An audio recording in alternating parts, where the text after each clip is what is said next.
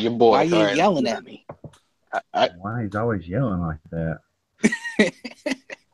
I have the Bluetooth right up to like on my neck, so y'all can probably hear me. No, you're good. All right, so let's get this thing going here. Let's do it. All right, so we got a couple of guys in here. Let's see if I can get this stupid thing to work right. We'll wait for a couple of other guys to get in here, but we'll talk about a couple of things. What's going on with y'all? What do y'all want to talk about? In my opinion, let's talk about let's talk about some of the new comics that came out. And did you guys read about that article about what Marvel's trying to do? They're trying to like have people write comic books for them. I want to talk about that. I saw it. I didn't that. read the article though. You didn't read the article? No, I just saw the headline. I had no idea what it was about. You should definitely read it. Where can I find this article? Somebody retweeted Where it. is the article? Diversity Comics retweeted it. He's like he was going to do it. If you guys want to click on his Twitter and find it there, you could probably find it. Let's see here. What else you want? What else do you guys want to talk about? That doesn't help me very much. You're not being very helpful.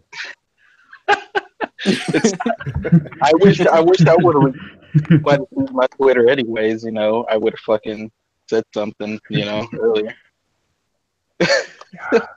Well, what do you guys think about all this drama going on with Mark Waid? God, Mark Waid. Oh yeah, didn't he leave Twitter again? Yep, he sure did. He took all of his toys and he went home. I don't understand it. He's I don't know. He's got to be about 50, right? In his 50s? I think he's either 50 or he's over 50 at this point. I don't know. He's very unstable, I think. Oh. Something's off there. Something's off with these people, and it can't be like, where was all these people at a couple of years ago? You know what I mean? Like, I think what it is they've always had this problem, but it was never okay to act like this until now. Right. I agree. That's the thing. You know, all right, the thing with Mark Waid, personally, I feel for the guy. He's probably going through some stuff right now, and he's probably projecting himself towards the people, you know, trying to make himself look like a good guy. Because probably it does kind of seem like that. Yeah, it's probably something that happened in his marriage or something like that, to where, you know, he felt like he was in the wrong, or you know, something must have happened, you know, for him to start speaking out publicly like this to him, like personally, like on a personal level. Something must have happened to him, and now that I mean, yeah. People have always been like that. People have always, like, he says that, you know, Diversity in Comics says that the guy has like temper tantrums and all that kind of stuff. Yeah, people have that all the time.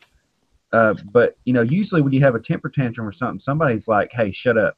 You know what I mean? It's like now it's like, "Oh, he's having, you know, he's doing good stuff for people and all this and blah blah blah." And it's like, no, he's been an idiot. Well, he's just joining the hype. Go ahead, Nir. Go ahead. There's no one on his, like, usually, like, you see this with famous people. There's no one like, hey, to check them, to be like, hey, dude, you're making a mistake, or you don't need to spend all that money. And, you know, like him, there's no one there to check him and be like, hey, man, maybe you shouldn't go on a 45 tweet rant about this. Like, just let it go. And no one's there to tell him, stop. Yeah. I agree with that very much. Without that person, without that second voice who can be a filter, then it's like what happened with George Lucas with the prequels. No one stopped him from doing any of this stuff. In the first 3 movies, people told him that's not a good idea, do this instead, and had him change stuff. But once the prequels came, it just became a big mess. Same thing. Like, without that, he's just going to do whatever he wants to, and it's just going to lead to a big mess, which it has on Twitter. it's not really even that big of a deal. It's just that it's almost like he got embarrassed and then he kept blowing it up, kept blowing up, kept blowing up, and it kept getting to him and getting to him to where he made a fool out of himself when he could just stopped. Just said, "Oh, well, that's cool," and just moved on. Then now he's blew this whole thing up with diversity in comics and said, "I want to get legal action and all this stuff," and it's like, no, you're not. You're not going to. Just he sure looks like an idiot. What legal action did he take? I like what Shadow said. He said, "When I think of Wade, the theme song to Smallville comes to mind. Somebody save me." I used to love that show, and I loved that song. When it came on, I was like, "It's lit, guys! It's lit." When that song comes on, it's happy. Oh yeah, I used to watch that a lot too. You know what? I just think he was too deep into the hive mentality, the hive mind mentality. People kept feeding him info. They fed him bad info, and he kept blowing it up until it finally caught him in his face. Because not only once but twice, he broke his word, went back on it, and then he tried to get on Diversity Comics for saying something, that in the end of the day wasn't true at all. And so, you know what? It just blew up in his face. And he's like, you know what? I can't take this. Is probably what happened. He sat back on his chair. He put his arms behind his head. He's like, I can't take this anymore. And he just clicked, he just got off Twitter. That's exactly what I think happened. He committed Twitter suicide. Just disappeared into nothing. Exactly. He committed Twitter seppuku. Yep. It's like when he hit that click button, you could just hear the gunshot go off, and he was just like, "I'm done." Yeah. So, it's kind of strange to see, his quality of work and his writing fall so far. Because, this guy wrote Kingdom Come. He wrote, Fantastic Four, which is one of my favorite runs of Fantastic Four of all time. Yep. He's written The Flash for a while before. But, now, when you read his Champions or his Avengers, or I don't even know if you guys ever read any of his Archie, it's not good. Wait, I really he's been writing Archie? Yeah, I think he still might be on there, but he did launch it when they relaunched a year or 2 years ago. He started writing Archie. I just think Go ahead, Nerd. I have some of his books right here with me, but this is way back in 2007. The Brave and the Bold. I have 1 through 4 and 7, and I'm like, I can see that there's thought into his work when reading them. I don't have the complete storyline yet, but I can see how it goes from one book to the next because The Brave and the Bold it used to be Batman and one other DC character or 2 DC characters together, and it was more like one complete story within one comic. But he made it into where it continued on. Issue 1 would go into issue 2, then to the new team, and then to the new team. Have you read any of The Brave and the Bold? 2007 run? I personally Yeah, I haven't, but it's because I stopped collecting comic books, and I talked about this on my channel. I stopped collecting it for a long time. But I want to get back and start reading some of the older stuff. I just think Mark Waid just needs to go find a cabin out in the woods and just take a 6-month vacation away from internet and just self-reflect. He just needs 6 months to just self-reflect, sit down, and actually do what Dan Slott has been did for a while, get off it, and he said he felt happier. Yeah. Right. Has Dan Slott come back to Twitter yet, or no? Yeah, he's back. He's back. I don't think he's really doing anything, but he's back. So pretty much, him getting away from Twitter for a while helped. Mm-hmm. Don't you kind of see the trends though? When one person acts up, on Twitter, or acts like a moron on Twitter, the other ones are kind of quiet, and then Like Dan Slott, they're all watching it. They're all sitting back and watching it. And they're probably Dan Slott watching. will say stuff, and then he'll be quiet for a while. Then it's Mark Waid, and then it's somebody else. It's weird. It's like they're all, you know, that movie Split, where they all had the different personalities. It's like each one of them gets time in the light, and the other ones have to sit back and wait for their time in the light. Right. Oh man, yeah. Hey, Dark Philly, what's going on? Yeah, we're a bunch of misogynists, and we're going to talk about stuff. That's right, Dark Philly. I may even do a face reveal. Oh, So someone on here, James says someone should remember to wish Stanley a happy 95th birthday today. So happy birthday, Stanley. Yeah, happy birthday, Stanley. Yep. He's in the live stream, by the way. He's in the chat. Oh, can I say hello to one person? What's going on? Oh, sorry. Hey, Yellow what's Flash. going on, Edwin? Hey, what's going on, gentlemen? What is the good word this evening? We just wish Well, you the had. good word is that we're all misogynists, and I can see inside Dark Philly's head. This is true. Them's the facts. That's right, So, son. we just got done talking about Mark Waid having his splurge out. So now we're going to talk about Edwin. We already know where Edwin stands on the splurge out. He's an older, mature fellow, and I'm sure he thinks it's probably the stupidest thing ever. So it'd be kind of weird. It'd be like Mark Wade's working out like he does is almost the same as if Edwin was to just start working out on Twitter. You'd be like, Edwin, you're old. Stop.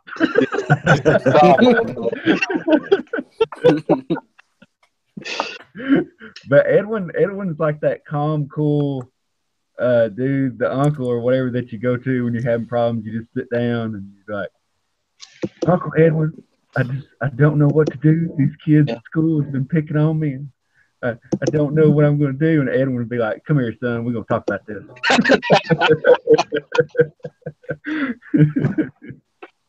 He's the Andy Griffith. Yeah, I would take you and sit you down and console you and tell you that certain people, have experienced damage and have challenges and don't have the same regulation, the capacity to regulate their perceptions of the world and their emotions and their reactions to stimuli around you. And then I would help you fashion a shiv that you could sneak into your book sack. And then when we would practice an eye strike. And the next day. and you know when you stab somebody in the throat, you're not supposed to stab in the side. That's barbaric. You're going to stab them in the eye. You're going to stab them in the eye, pop it out like a grape, and then you're going to chew down on that thing in front of the other kids. And none of those other little punks, none of those other little fourth grade tough guys ever mess with you again. That's right. You got to set an example. You got to go the biggest, baddest one, and you got to maim him for the rest of his life, so the other ones will see him as an example. It's all fun and games till somebody's eye comes out, and then it's just fun. All right, so nobody's ever going to mess with Edwin. Edwin kind of reminds me of the guy from the Army of Darkness now. I feel like he's got a boomstick or something and a chainsaw hand. Oh, Ash Williams. Yes. Oh, yeah. So anyway. I'm sorry, and I'll get off the spur down hell in a minute, but I think Mark Waid is even older than me, if that's possible. He's 54, I think. Yeah, he's older than me. How do you get to that age is nominally a professional and nominally, he's been to like conventions and stuff, and he's had to actually talk face to face with people. That looks like a breakdown. There must be something more going on with that guy for like someone who's arguably in the prime of his career, outside of maybe our circle, is well respected and well known, and just has like he goes from like defending and I'm going to defend you and blah blah blah to not even being able to regulate or defend himself. Yeah. Well, obviously there's been some kind of nervous breakdown there, but I also think that I think that it kind of, when I think about these kind of people that live in these echo chambers, it reminds me, funny enough, of my grandpa, because when I used to go talk to my grandpa that lived just, like next door, when we would sit down and have our discussions, it would immediately turn into this doomsday, the world is ending. I don't know, guys. Y'all better just look out, because the way things is going. And I just knew that he had been watching CNN, NBC, CBS about all this stuff. And I think that sometimes if you let that stuff condition you enough, that it can really bring you down emotionally. And I think that it just compounds over and over and over, and you really start to believe that's happening. Well, underground. Do you live in the rural South or near the rural South, or did your grandfather? Well, that's the good thing about my town, because where I live, it's everything. You've got the rural areas, you've got the really nice areas, and then you've got the middle areas, and they're all within just like a couple of miles of each other. Yeah. Okay, so I grew up in like the poor neighborhood. Like, Mir- we were outside making our toys out of garbage. Okay, so for those of you who have never lived in the South, particularly in the rural South, like among poor people, one of our pastimes is getting together and speculating about all the horrible things that are just imminent, like all the plagues and disasters that we're going to be experiencing in the near future. It's like a Southern pastime. Yeah, gospel, gospel talk. Yeah, I mean it's there. Oh, the fire and brimstone stuff. Yeah. Okay, sorry, didn't mean to sidetrack us with the old people talk. Well, I mean, if you don't watch out though, in my line of work, which is sales, you would go to these meetings and stuff, and they would build you up, and they would talk about sales, and they would give you all these strategies and everything. And one thing that they would always tell you to watch out for is the positivity suckers.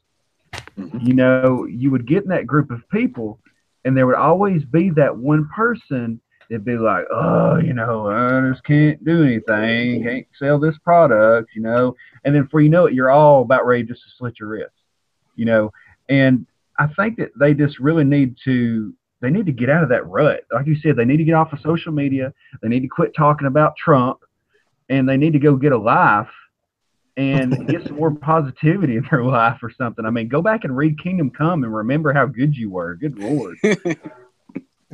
Oh yeah, definitely. Regardless of so life advice quickly, and then I'll shut up for a little bit. Regardless of where you live, who you are, what you do, the people around you, you can focus on these broad external factors. There is limited utility to that. If you want to change your life, impact your life, you must limit your focus, at least for a bit, to the tangible things that you can affect and change for the better in your life. And bring things down to that level of focus. The things, what can I affect within my personality, within my behaviors, and within my immediate environment, and then focus on those things like a laser. Papa bless. That's There really you good go. advice.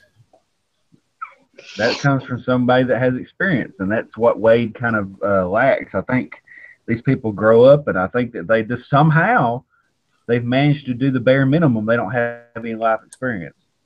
I think Wade does have life experience. I just think that with whatever is going on with him, I think he does suffer from depression. I think when he said that in EVS's live stream, I believe that.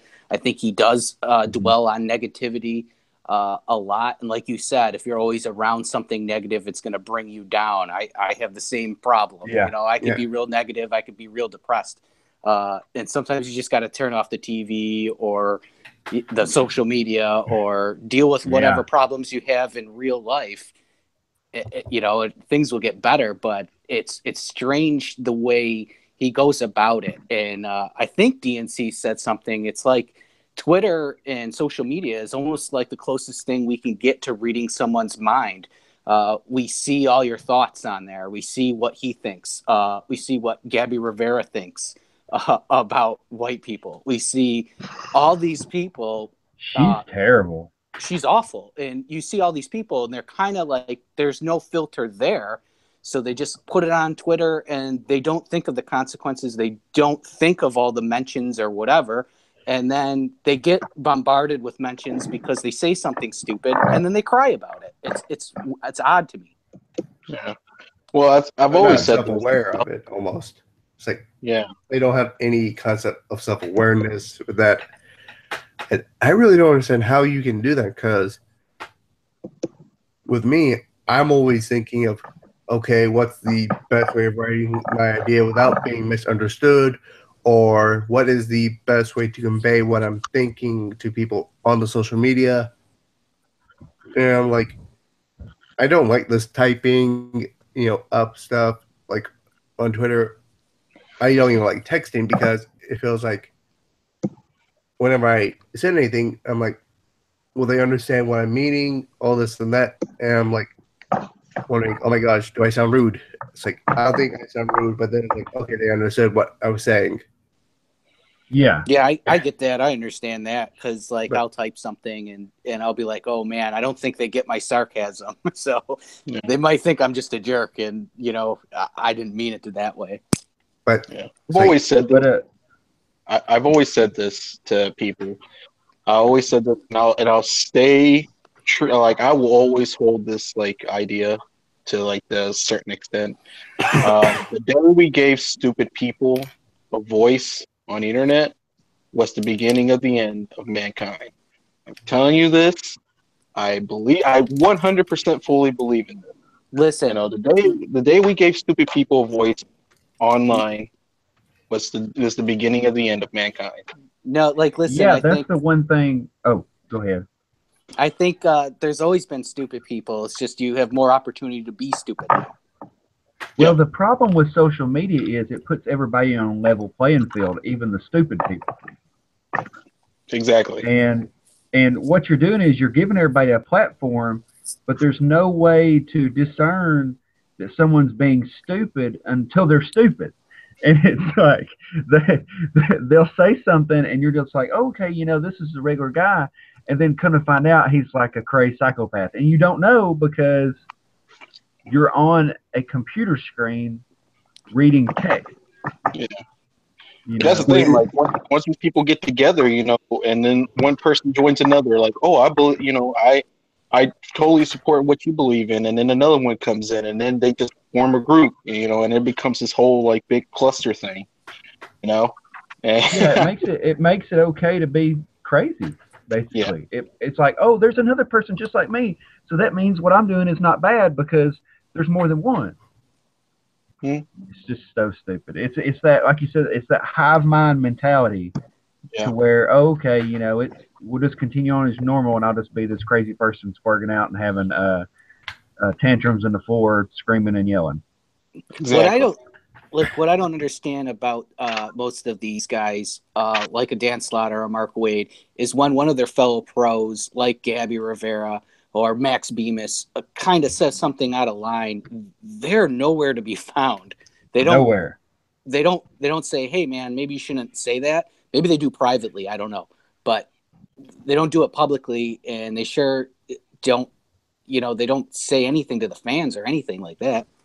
That's because they're in such a hive mind, and pretty much like, I feel like if you state one thing against another member of your group, of the group that they're in, then it's like, you betrayed us. Now we're on the attack. Like, you're not one of us anymore, and you're out of the club, exiled. You're an untouchable. You are, and just all that stuff. And I'm just like, I think so it's like they're so invested in that group, and they're like, so they wouldn't say anything, even when they know that it's wrong or they disagree with it. It's just like, they know if they say anything, it's like, then they get, and it's just like the attack dogs then get sicked onto them instead of the other people who are not in the group. Well, there's two factors. There's two factors. Oh, sorry, didn't mean to talk over you. You did. Sorry. It's because I'm old. But there's two factors. Even if you consider yourself an individual, most of us actually have a strong compunction to conform to the people around us. Okay, and two, because of the changes in society. Like I'm only 44. I'm getting ready to be 45. But the changes in society that I've seen in my lifetime are immense, and a lot of people feel adrift. And so when they find a group or a community that gives them a sense of belonging or identity, they can become immensely attached to that. And if you come along and you're going to do something that's going to endanger their sense of belonging, their community, and so forth, and their identity, they're going to react to that strongly. Well, this could all be solved pretty easily at Marvel. And what you would have to do is just hire a social media specialist, a social media expert, and they can do one of two things. They can either spend all day long policing everybody's social media, or they can spend all day long commenting on people's media. They can just be in charge of their media, and they can just go down through there on Twitter, Facebook, whatnot, and just shoot out these bot tweets that says, hey, my new book's coming out the 20th. Check it out. It's going to be great. Hey, this issue just hit the market, blah, blah, blah. I hope you guys like it. And that's all they'd have to do. These people don't need to run their own social medias. They just don't. They're not good at it, and they're sabotaging themselves. So we need to they need to get an account. They need to get an accountant to come sit down with these dummies and say, hey, your paycheck comes from us selling comic books. When you piss off and enrage 65% of the people who purchase your comic books, you will soon be unemployed. What would you like to do from here? Yes. Would you like to clean our toilet in case you keep wanting to Twitter about people eating your butt? Well, sadly, I bet you'd love to see Gabby Rivera clean. I bet you'd love to see Gabby Rivera clean some toilets. Please, it's because you're racist, aren't you? That's what it was. It's been, sadly, the paychecks come from HR. Well, all right. So now that we've gotten that out of the way, let's talk about something else here. So what do you guys, some books came out this week. What is your guys' recommendations? Like each of you gets one book. What do you guys want to recommend to read this week? All right, I'll go last. Okay, he's going last. So DMI, you're the comic book expert. What you want to talk about? Thanos was number 14 was a really good read. I think that's a pretty crazy storyline right now with time travel. I think Donny Cates is actually a really, really good writer. He's writing Doctor Strange and writing this too. So I think it's definitely a must read. Issue 13 started this story arc. You don't need to read the previous 12 issues to understand what's happening. Pick up number 13 and 14's out this week. So that one's a really good one. Oh, I only got 14 right now. So I need to go and get 13. So Edwin. Right now, read. And I hope I'm not sabotaging someone because I've got this queued up in my Comixology. And it is that Hawkman found. And before we started the chat, we were talking about someone had brought up that book. So I just went over to Comixology and loaded that up. I'm kind of stoked about that. I'm always like Hawkman. He's just like straightforward and brutal, but he's not like one of these world killers. These world killer stories get kind of boring. I like the mid-tier guys who like have got more skin in the game and more danger and are getting it in and mixing it up and getting bloody. Well, he's almost street level to me. Yeah. And some, and it's like varied across the years. Like sometimes with his nth metal and some of his other gizmos, he's pretty powerful. And I feel like in Injustice, he kind of went toe-to-toe with Superman briefly. Yeah, I think was it Injustice or was it another? I think he could probably fight Superman up until Superman got really ticked off. Yeah, but 90% of the time, he's like Moon Knight who can fly. He's kind of that tier. Yeah. I like that tier of book. It's like I can see it and I can envision it. Whereas, you know, we're never going to meet Superman. That kind of Captain America Daredevil tier is like the sweet spot for me in comics. Because you can, well, it's a little bit more believable if it makes sense. Like it's not really believable because the guy wears a Hawk outfit and flies around in the air, but it's almost like it's not so much out there that you believe it because he struggles. Like when he's fighting and stuff, he struggles. Superman fights and struggles, but it's different. You know what I mean? Yeah, well, when you give Superman somebody who can challenge him, essentially you put like the galaxy at risk, right? Because they're going to punch each other and the moon's going to break, you know? And see, that's why I kind of like him. That's why I like Spider-Man. That's why I like other characters like those. Batman, I like Batman. Yeah. And everybody's like, oh, you know, everybody loves Batman, blah, blah, blah. Well, I grew up with Batman. I mean, he was the guy when I was a kid. When I was little, the original Batman movie came out. And then he was very relatable because he's just a guy.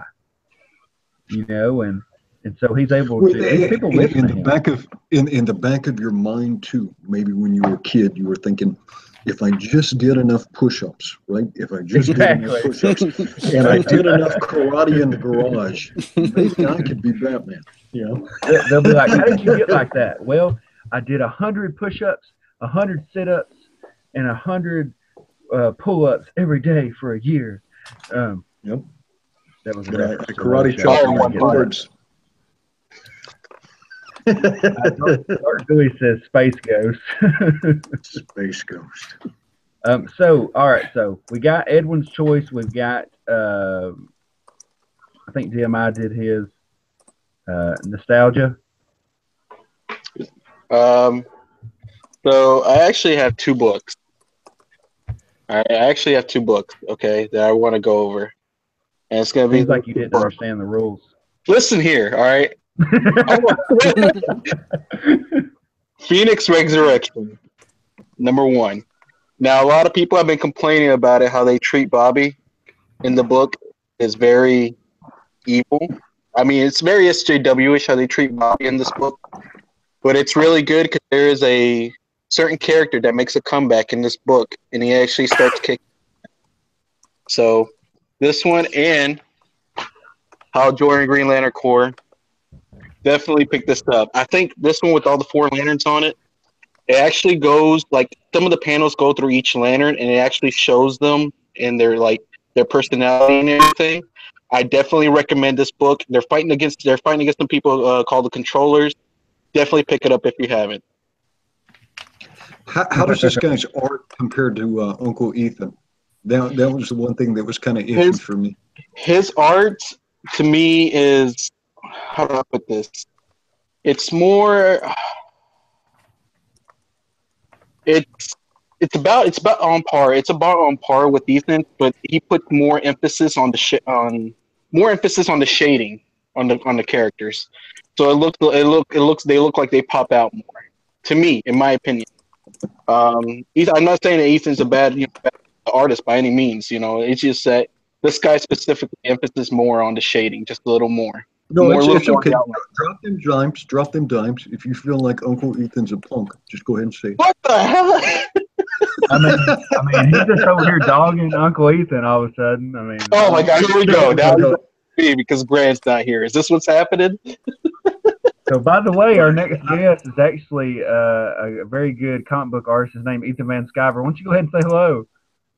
Your boy.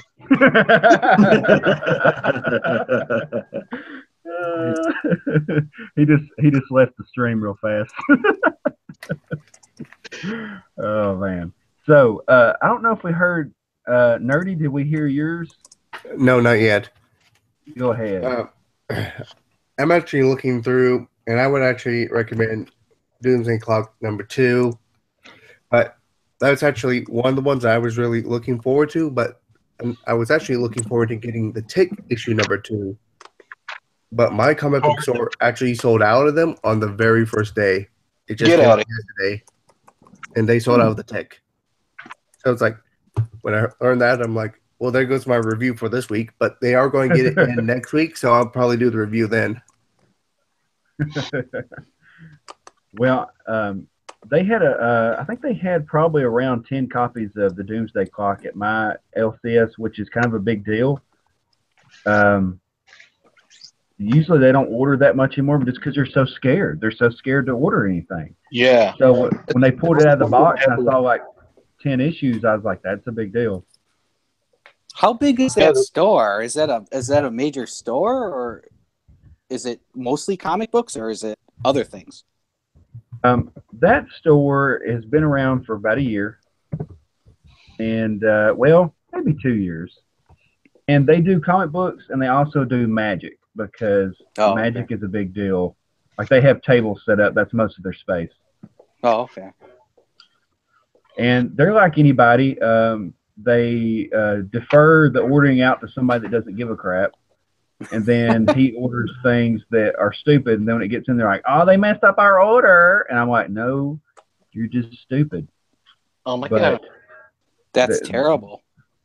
But see, here's the deal. Like I've told this story a couple of times.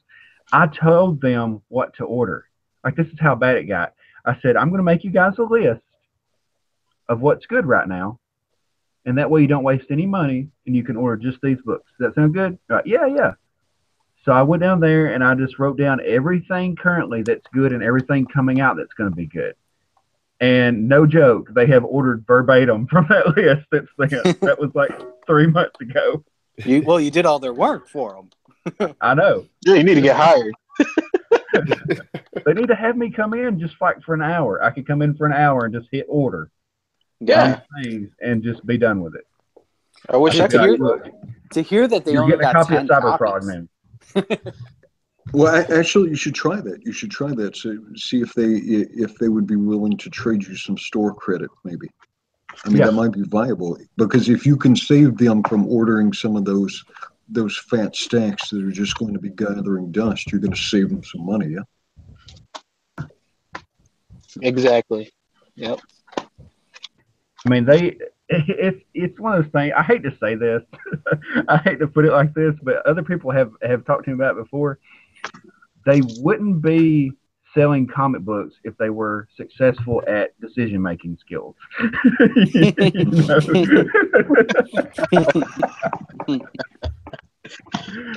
Comic books are cool, but there's always that guy that decides to open up a comic book store because he loves comics and he doesn't know anything about business. Mm-hmm. And that's where you get the problems. Speaking of business, when does the new Comic-Con data come out? Because I think there's a chance that this month. So last month, DC actually sold more comic books than Marvel did. Marvel still had more total dollars, but I think this month, I think DC might actually lead both categories, which would be the first time they had done that for years. It's like 2 weeks into the next month because they take forever to put it up. Yeah. Mm-hmm. Well, I think with DC making their books cheap, I think they would actually have out Marvel a while ago if they were to have made all their books $3.99 instead of most of their books $2.99, because that extra dollar is a long way. If they would have actually put $3.99 price, I bet you they would have beat out Marvel sales, dollar wise a while back. Definitely. I like that $2.99 price. I like that $2.99 price. I'm not complaining about the price now. No, don't get it twisted. All right. No, I mean that too. So I love that they're $2.99, but yeah, they would have definitely beaten them out dollar by dollar if it was $3.99 all books.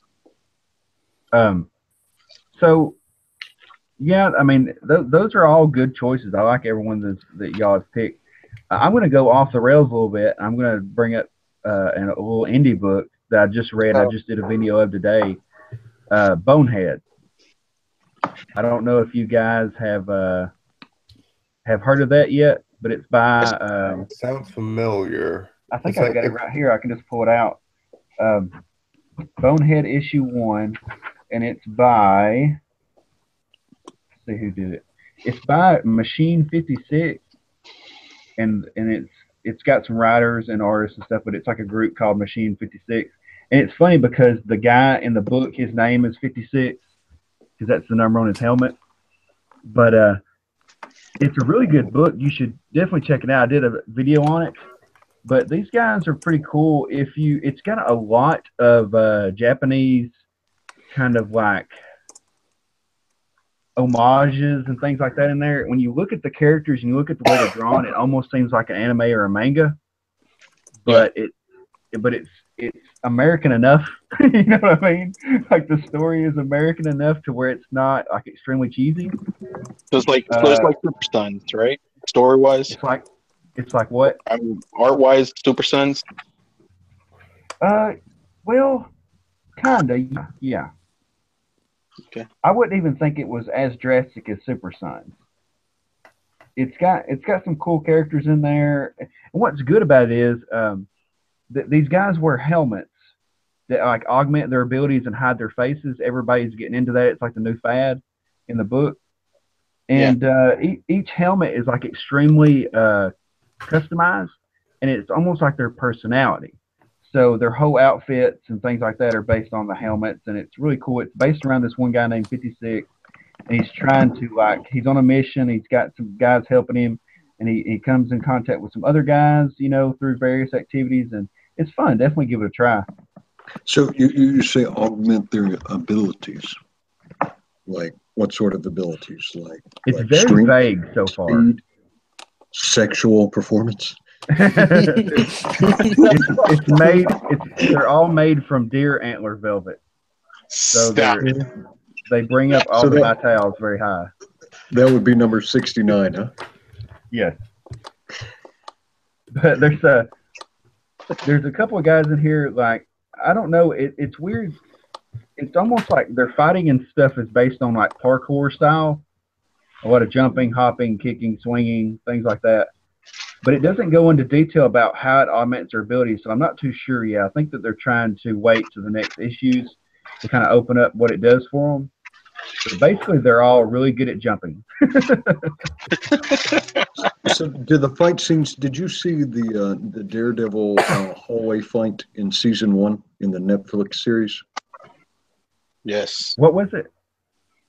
The Daredevil season 1 hallway fight. Yes. Yeah. And that was awesome. kind of some of that parkour fighting, some of that old boy style fighting. Is it like that? This is kind of like that.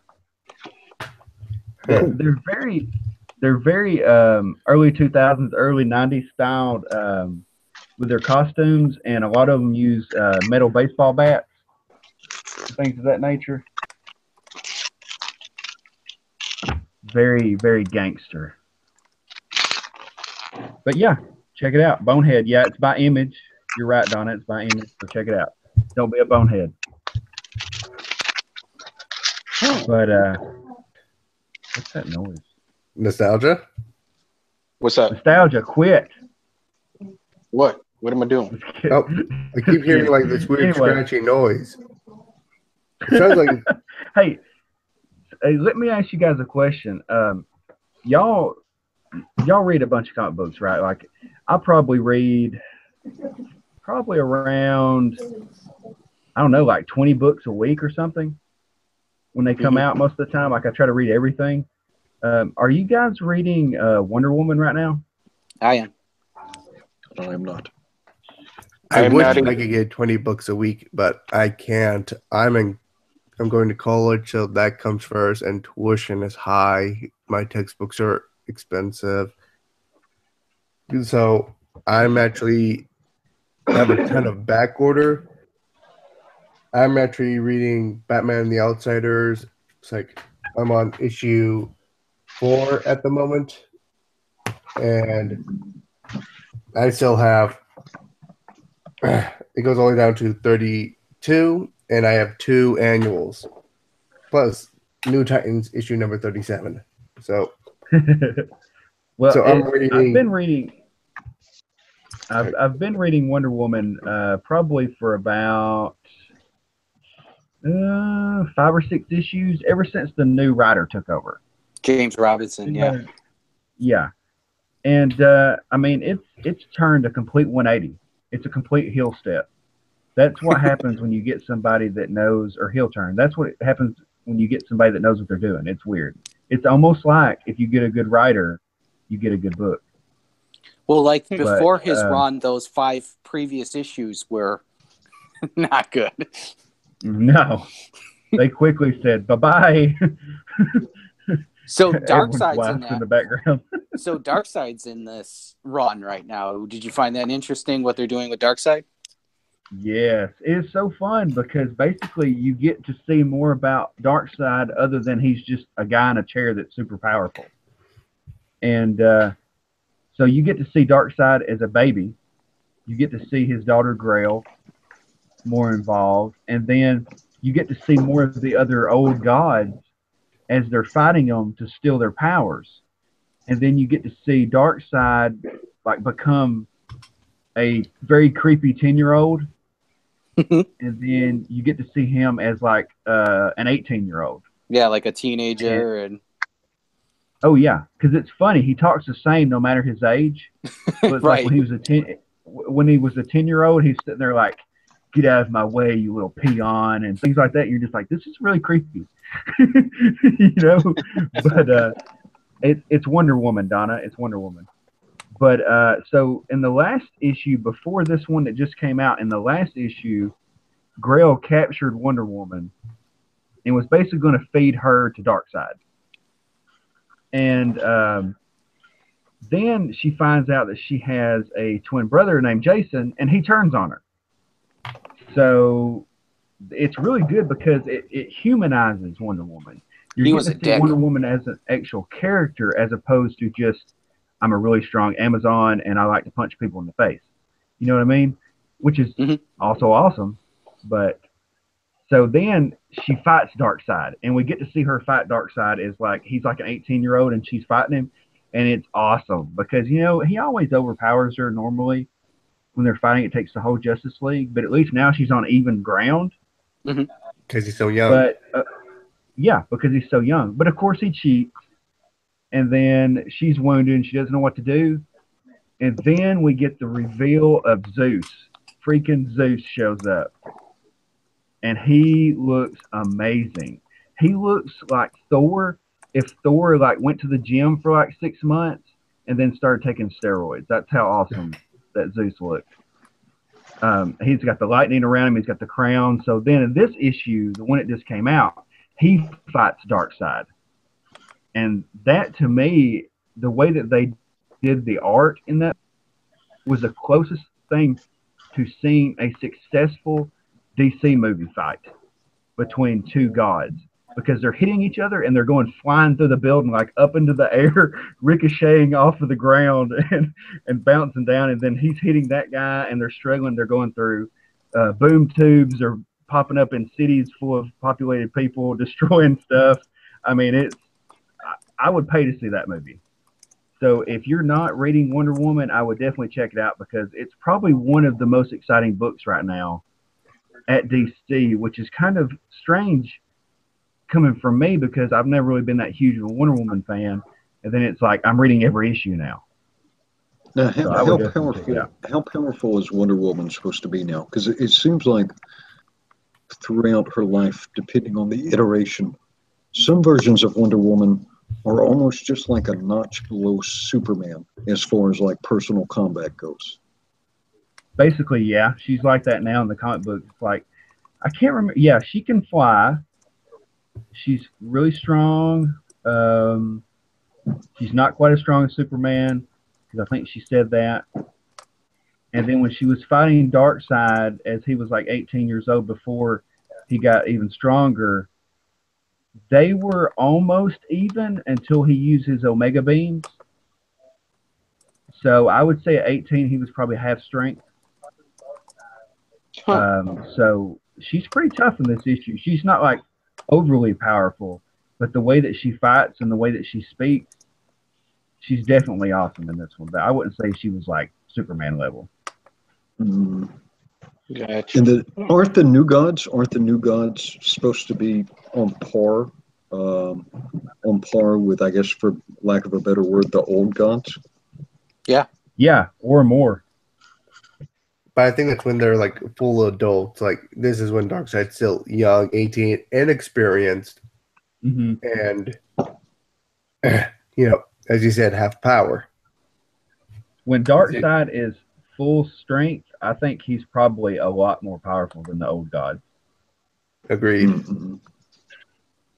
And this, I've actually wanted to pitch this idea to like, DC to like bring more old gods back and like make a crisis event, not an infinite crisis event, but like a crisis event with them like coming back to their all powerful glory. Like I want more old gods.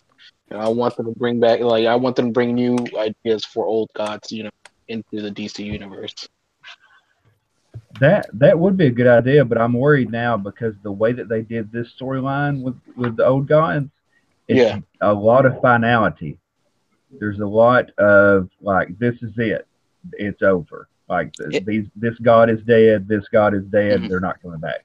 In the 80s, there was a Wonder Woman crossover, which was War of the Gods, which brought a lot of the old gods.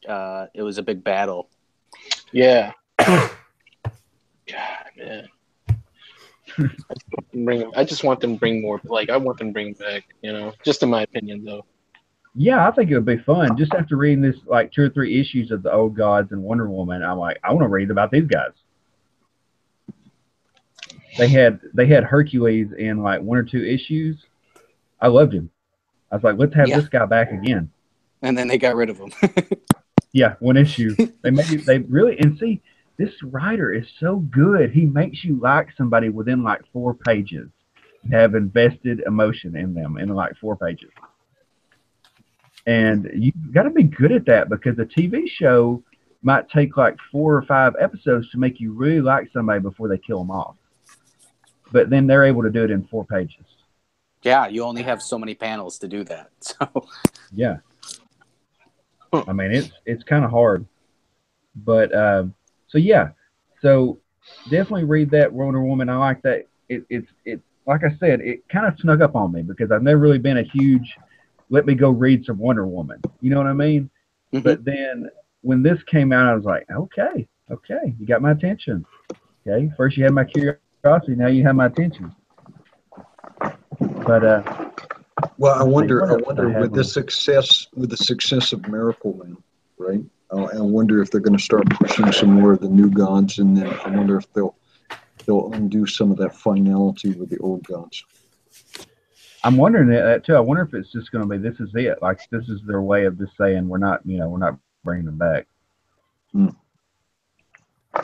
gentlemen, I am going to spend some quality time with Mrs. Boyette. Thank you so much for having me on, Underground. It's Chris. Oh. It's awesome. Well, it's been awesome having you, Edwin. We'll see you later. All right. Aloha, gentlemen. See ya. All right. Bye. Take it easy, everyone. Oh, I just noticed this. I quickly looked over through, Doomsday Clock issue 2. He actually says Rorschach's real name in the issue. He called him Reggie. Yeah, it was established in issue 1. Oh, Reggie. Yeah. Okay. But we don't really know. Yeah, we don't really know his background. All we know is he's a person of color because we seen his skin when he took off his gloves. But other than that, it's okay. You can say black. My guess is he has. Well, I don't know if he was black. He could have been Indian or Mexican. But I don't know that. I'm looking through the I'll have original. to look at the panel again. Try to find if any. He could be an Italian guy with a tan. He could be. He could be a Guido. You never know. You don't even know how dark I get when I get tanned. He could be from Jersey. You never know.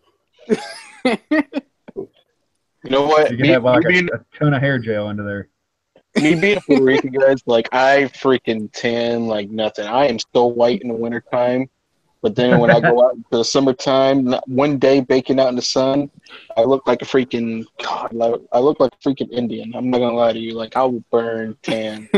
I get really dark too. I guarantee you, when Rorschach takes his mask off, it's gonna be like Mike the Situation. He's gonna be like, "What's up, guys?" I hope so. I hope so. Let's go to the gym and then tan and do some laundry. So have you guys been reading the Super Sons of Tomorrow storyline? I could not find that in my LCS. I was so pissed. I told my LCS guy, "Hey man, you need to order more Super Sons book." He's like, "Yeah, I'll get on did. it." I read it. Oh. What do you think?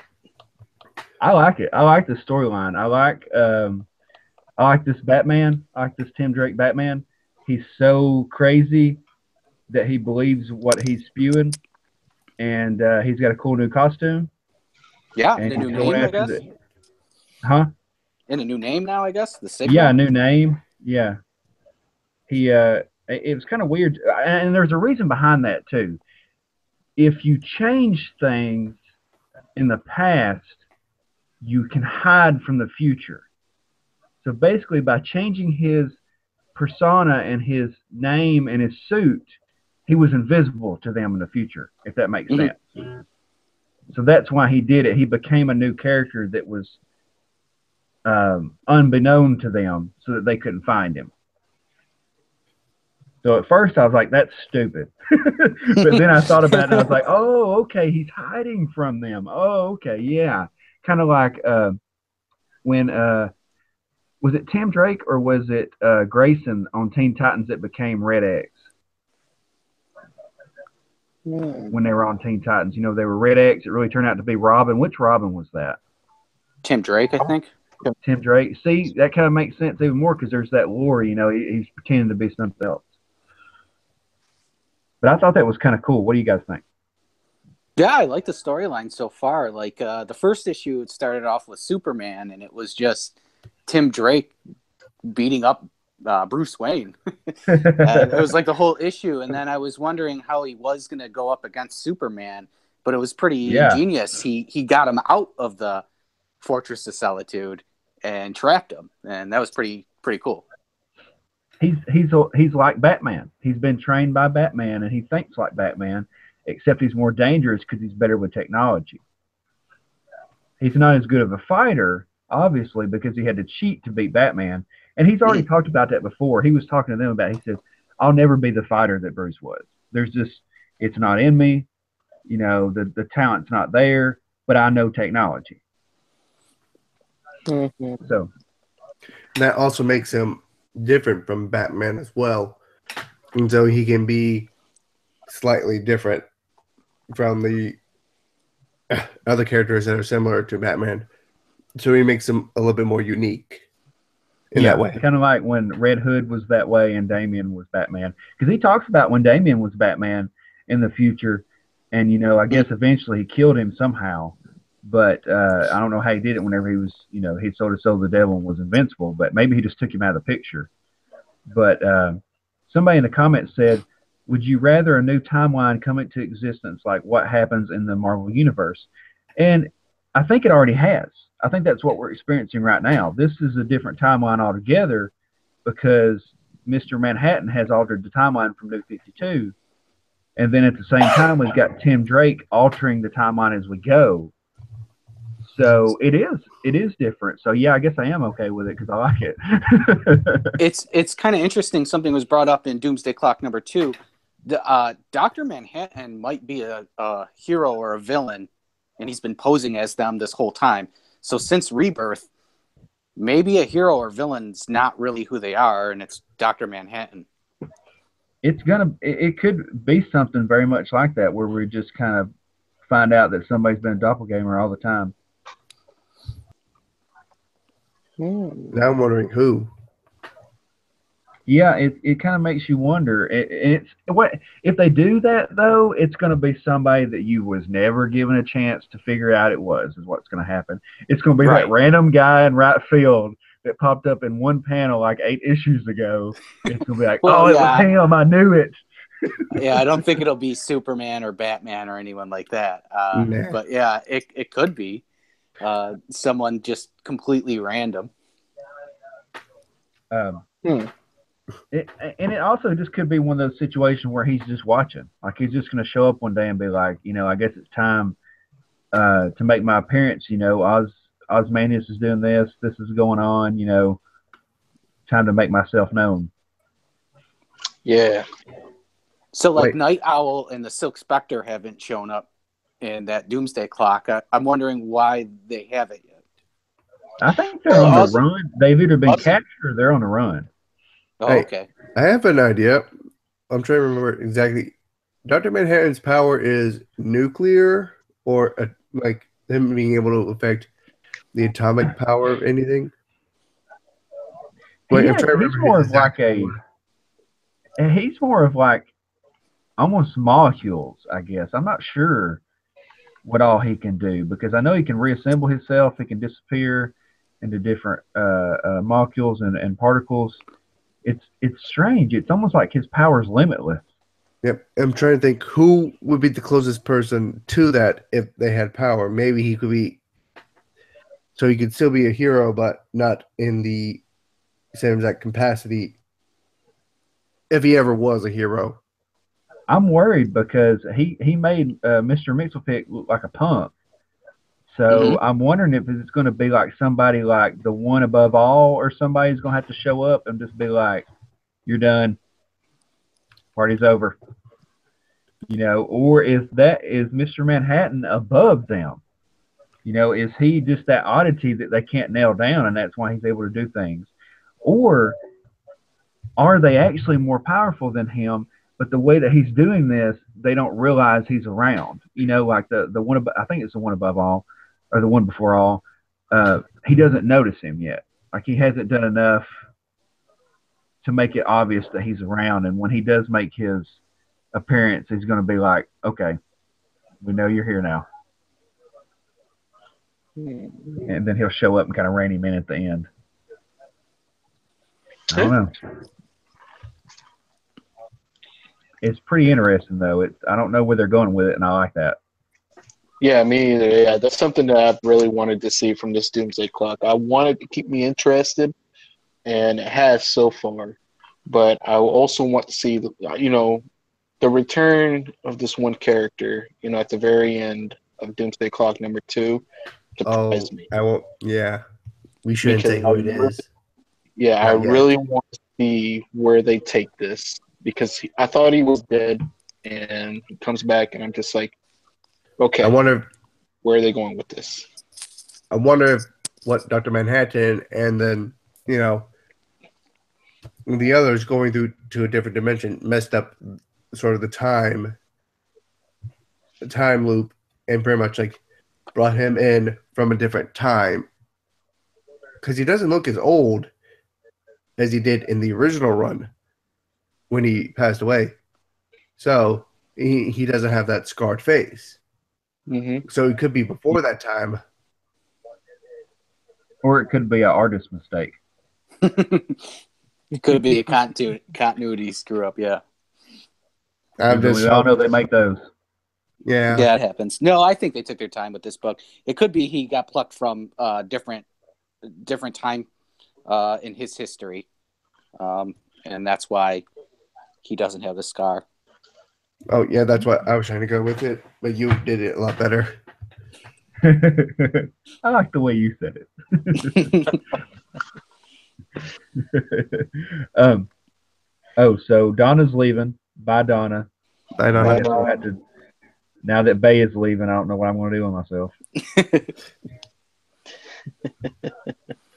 Anyway, I guess I'll just go on. Thanks, Donna. But anyway, so we tried this last week, and everybody punked out on me. So I'm really hoping that you guys don't punk out on me this time. I y'all didn't even make know a- the people you were talking about. How do I punk out on that? Well, I'm gonna do it differently this way. I'm gonna make it where. All right, let's do it. I'm ready. Let's do it. You ready? You ready? So we're gonna do it a little bit differently. We're gonna do what was the choices? We're gonna do Love, Marry, Kill. And I know that everybody in the audience is like, yeah, love, marry, kill, yeah. They're probably just like, oh gosh, this was a dumpster fire last week. But so in this week's Love, Marry, Kill, I'm gonna pick 3 DC characters, and you're gonna tell me Love, Marry, Kill one of them. Okay, everybody ready? And Yep. then Do they have to be all women? Well, anyone. I mean, I think that's kind of sexist. I don't care. I don't care if they're all women. No But shame. I'm, trying, That's a little messed up. Somebody's showing their true colors there. I'm just trying to see what it is. It's like, because Say what? Am I right? or can they be? Is it only villains or all heroes or anyone? That's why I was trying to say, like, Let them just ask the questions and let's just go with it. Yeah, let's just go with it. sorry. Yeah. This is my live stream. I hate that I feel bad that I even have to bring that up. But anyway, so we're going to pick 3 characters. You're going to tell me love, marry, or kill, and you have to do it, and them's the facts. So our choices for this week are Poison Ivy, Batgirl Barbara Gordon, or Donna Troy. So there's your choices. And first up is going to be, drum roll please, TMI. All right, easy. This is easy. Marry Easy, Donna it's easy. Marry Donna Troy. She never ages. Okay. Right? Love Poison Ivy because you can't not love Poison Ivy. She'll make you love her. And Yeah. kill Batgirl. She's almost dead anyway before. Kill her. Oh, that was a low blow. Your boy. Your boy. You just took the legs right out from under her. Oh!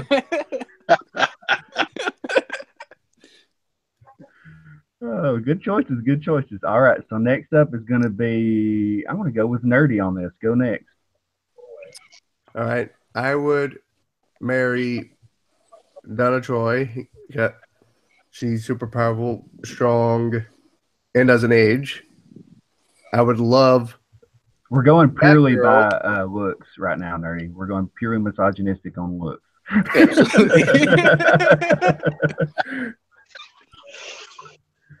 I will love Batgirl because of her brains, her intelligence, Brain. and You're to kill so sweet. Poison Ivy because she's a Poison Ivy. villain. I'm sorry. It's like I'm on the side of good. I hear you. I hear you. Okay, so next up is going to be nostalgia. Man, this is easy, man. You're making this too easy on me. I have to go with exactly what DMI said because that is exactly what I thought when you first listed out those 3. I would marry Donna Troy, I would love Poison Ivy, and I'd kill off Batgirl. Okay. Like, no questions asked, son. No questions asked. So it was what again? You're gonna marry Donna. You're gonna love Poison Ivy. You're gonna kill Barbara. Yeah. Why is everybody killing Barbara? What did Well, she what's do? She yours? hasn't been good. She hasn't been good. She hasn't been written as a good character, and nothing really has popped out to me lately to want to buy anything with her in it. Oh So, no, I didn't I mean, realize she's that. athletic. I was thinking of the harsh. older style, the good when she was good. I was remembering when she was good. I didn't read any of the bad stuff. That's oh no. Oh no! Oh no! He's rethinking his choices. Too late. They're already out there. Oh man! So What do you say, Obvi- Geek? What's yours? Yeah, well, Geek. if you know anything about me, you know who I'm going to marry, and that's going to be Donna. Definitely going to marry Donna. Okay. I'm going to love Barbara because I feel like she's had a hard time. I think that she needs some attention. I think that there's been some problems there, and Batman is not doing his duties, so gonna have to help out. And then I'm going to kill Poison Ivy because she's poisonous, you idiots. If you get her, you're gonna die. Shame. I mean, come So on, I'm the smart guys. one here. Come on, she's a villain. Okay, so like she's a bad girl. That's attractive. Oh man, yes, good boy. And she can seduce you. She can seduce anyone. So it's like you're gonna love Poison Ivy. Yeah, she's good for something. Yeah, but it always wears off eventually, and that's when I'm gonna. She's done, and it's funny because Dark Philly says so. Donna is a unanimous waifu, and I'm like, yeah, basically she Yeah. is. Everybody married her. Love Donna. So I said, love But Barbara. Barbara is for hand holding. If it was Catwoman, then I would love her and then kill Barbara Gordon. I'm sorry if it was Catwoman, but Poison Ivy, no. I want to live. I know she's poisonous. I'm like, guys, if you touch her, you will die. It is just the fact. Oh, whatever. You'll be so happy for like 2 seconds. Right. but anyway, so I guess I'm just going to have to help Barbara because nobody else will love her. Sad. Oh man. So do another one. More. Come on. So gang. let's do another one. Let's do another one. Okay. So here we go. Shh. Quiet down. Here we go. So we're gonna do Marvel this time. Ooh. Marvel. Yep, that's right. And we're gonna go with Rogue. I'm gonna go with Storm. And I'm gonna go with Carl Manver's pre-op. Really? Back when she, Come back on, when you she gotta was make this in the tough, man. back when she was in the black costume and she was actually Miss Marvel. All right, I got this. Okay, so first, want to go with nostalgia. You're going first. Yep.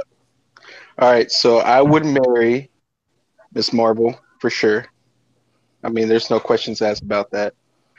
I'd love Storm because she's probably my second favorite character in the X-Men. I love Storm, and I would kill off Rogue sadly, but that's like very close, very close second. Like you have no idea how much this is tearing me inside.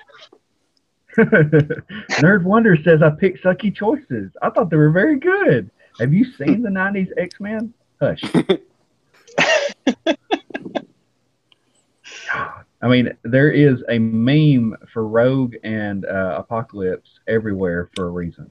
Okay, everybody knows the meme that I'm talking about with Rogue. Yeah. The picture of Rogue. Yeah. Okay, there's a reason. All right, so nostalgia. You made your choices. Yes, I did.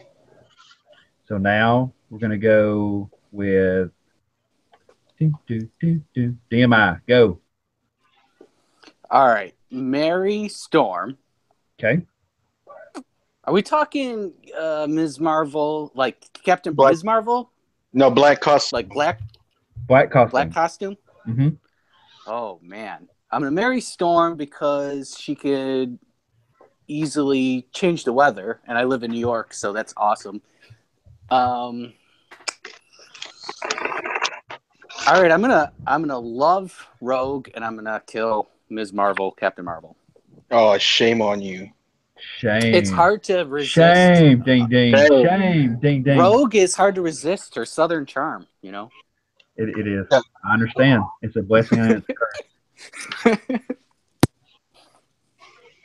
I mean, just ask Donna.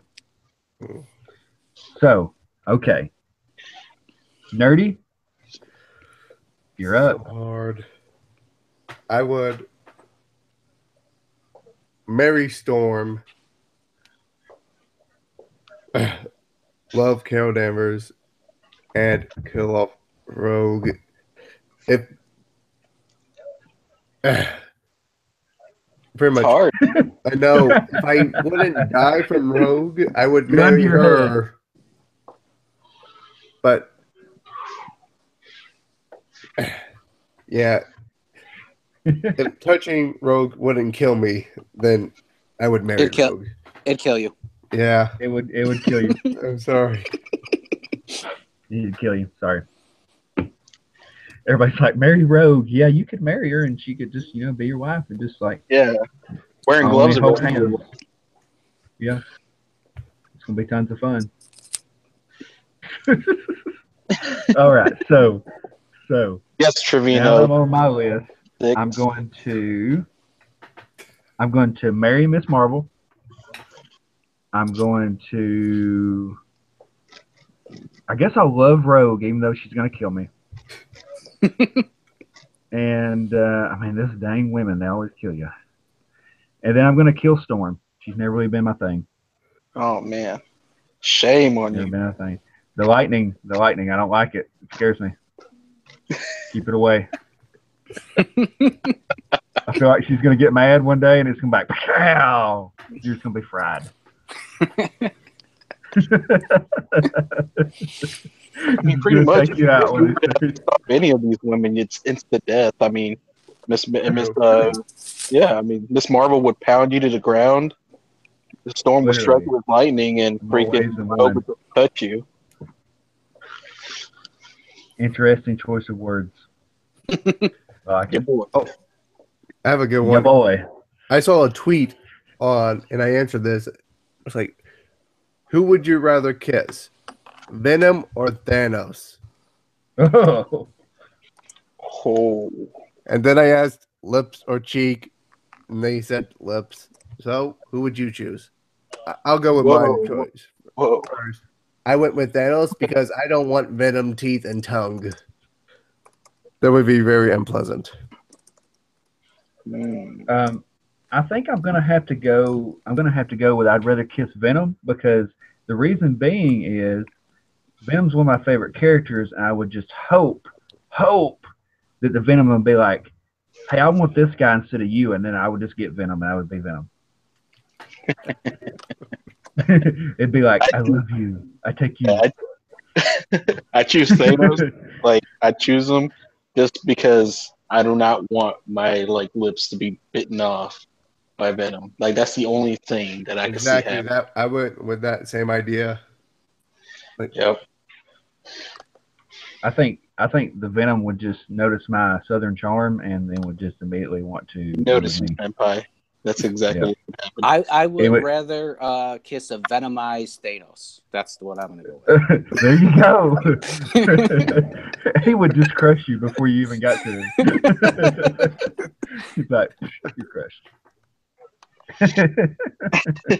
So that leaves another question. You know, there's all these symbiotes out there. I don't know if you guys are very big Venom fans, but who is your Venom? When you think about Venom, who is your Venom?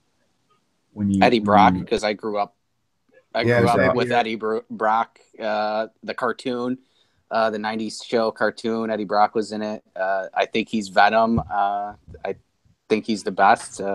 I know that people really like Flash Thompson. The Agent Venom stuff is just never my thing. Yeah, I would have to say Eddie Brock as well. I mean, I grew up with the guy. I mean, watching Spider-Man on television, man, I'm not gonna lie to you guys, yeah, Eddie Brock. Yeah. Eddie Brock here as well. I grew up with the 90s TV show, and that was always the person who I always thought of as Venom. So, yeah. Okay. And it seems like it's consensus in the comments as well. Everybody's saying that, hey, Agent Venom was okay, but Eddie Brock is my Venom. And that's very interesting takes that you guys have. Very interesting takes. I mean, they're wrong, but they're very interesting takes. I like them. It was best Venom. To me, I think. See, here's the problem that I have. I stopped reading comic books for a little while, and then I got back into it just a few years ago.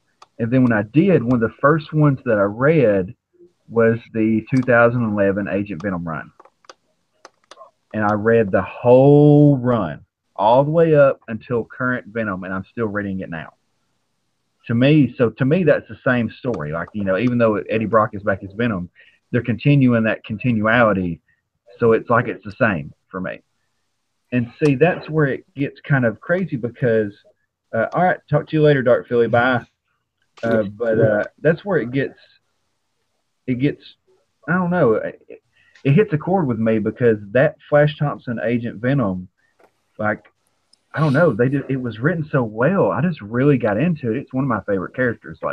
Out of all the Marvel characters, Agent Venom, Flash Thompson is one of my top, just because of that character. I mean, it was fun. It was like he was a secret agent, and then he was a soldier, and then he was a space knight. I mean, the guy went through so much with that Venom that fleshed out the Venom more as a character as opposed to just a power up. You know what I mean? And I don't know. And then when he fought Eddie Brock, see, here's my thing. They messed up with Eddie Brock because Eddie Brock became the musical chairs for symbiotes during the Venom run. Yep. And they had all of these cool characters that they made and then ended them. And I don't know why. Because they had Eddie Brock come back as Toxin, which was perfect. He got Toxin. Toxin kind of took over. You know, it was dominating his personality. He was becoming like Venom again, very aggressive, very violent. And then he teamed up. Didn't he team up with Agent Venom against some bad guys later on? It may have been against Carnage. Yeah, I think it was. And so it was basically like it was when Spider-Man and Venom teamed up against Carnage. And I was like, this is cool. Leave him as that. Toxin is awesome. Had a cool outfit. You know, it was stronger than the regular Venom. And then they just took it away. So then he becomes Anti-Venom, which was amazing because then Anti-Venom was almost like the savior of sorts because he was curing people. He was basically holed up at a church. People were going there paying homage to him, and he was curing them of their sicknesses because he was basically an antivirus for everything. Mm-hmm. And so then even that was a cool character because when he fought Venom, it was amazing. He was this tall, lanky, scary-looking character, the opposite of Venom. You can't even touch him. And I was like, okay, that's cool. Keep that. No, we're going to kill it. No, never mind. He's out. So then Eddie Brock was nothing again. Mm-hmm. And then now he's back. He basically copped out and stole Venom back. And I'm just like, I just don't feel like they did Eddie justice. Like, I like that he's back as Venom, but I don't feel like the character was done justice. So Agent Venom's still my favorite. That's just, okay. I don't know. That was definitely a change for, like, editorial. They didn't know what they wanted to do with the character, clearly. There's no arc. No. There's no arc for him to come back to being Venom. It's just like, oh, he's this, he's that, he's this. The Scorpion was Venom for a while when he was on the Thunderbolts. So that was kind of a more vicious Venom than before. And he's back now, which is kind of just a cop-out to have more Venom characters in the book now. But he's back right now in Venom Incorporated.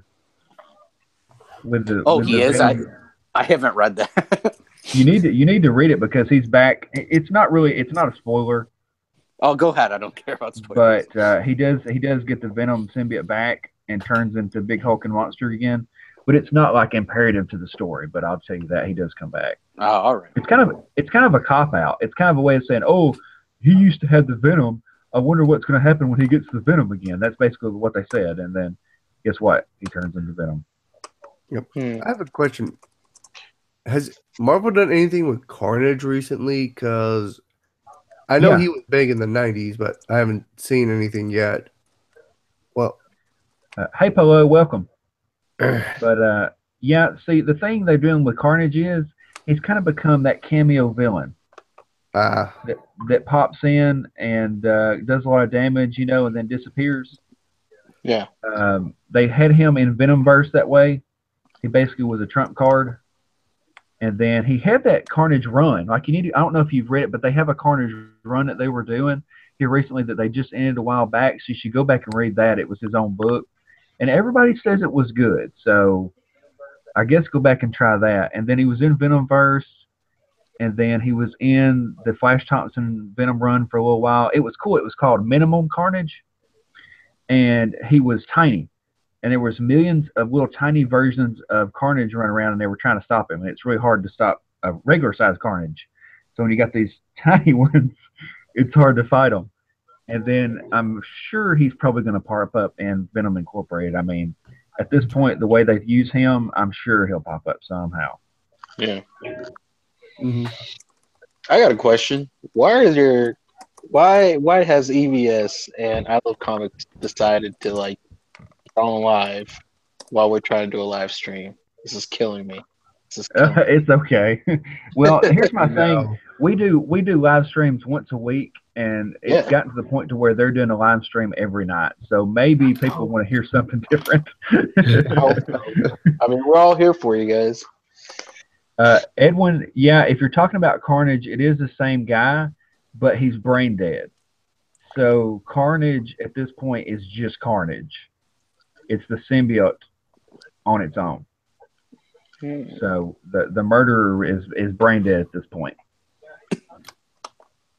I remember from the Kind of TV show that that they were very, very like connected, the Murderer and Carnage, because they would just say "I" instead. On Venom, it was always "we." Yes, Yeah. they were much more connected. So it's not too much difference. Can you really tell that the guy's brain dead at all? No, Or not really. He acts the same way, and that may be a writer issue, but he acts the same way. But when it's talking, it does acknowledge sometimes that it is Carnage talking and not Cletus or whatever his name is. Yeah. So there are those times, but for the most part, nah. I got a question for you guys. One more question, all right? I know Dan's thoughts getting off Amazing Spider-Man. hallelujah. What do you want to see happen for his last issue, and who do you think, in your opinion, should take up Amazing Spider-Man? Go for it, guys. I think he should have the marriage come back together. He said, who would you didn't you ask who would you have write it? Who would you want to see write it? Not who would you like. Who would you want to see write it, and what would you want to see on this last issue happen? Okay. Oh, on his last issue, yeah, I want the marriage to come back. And who would I want to see write it? I would want to see someone. I would say Does it have to be somebody like long standing? It just like it could be somebody new. It could be like someone that I just a really like right now is Ed Brisson that writes Iron Fist. I would like to actually see him try Spider-Man. Oh my god, dude! I was just thinking the same thing. No lie. You're sharing your brain. What about you, DMI? What do you want to see happen? I just said. Oh, my bad, nerdy, my bad. Oh, Polo said Peter David.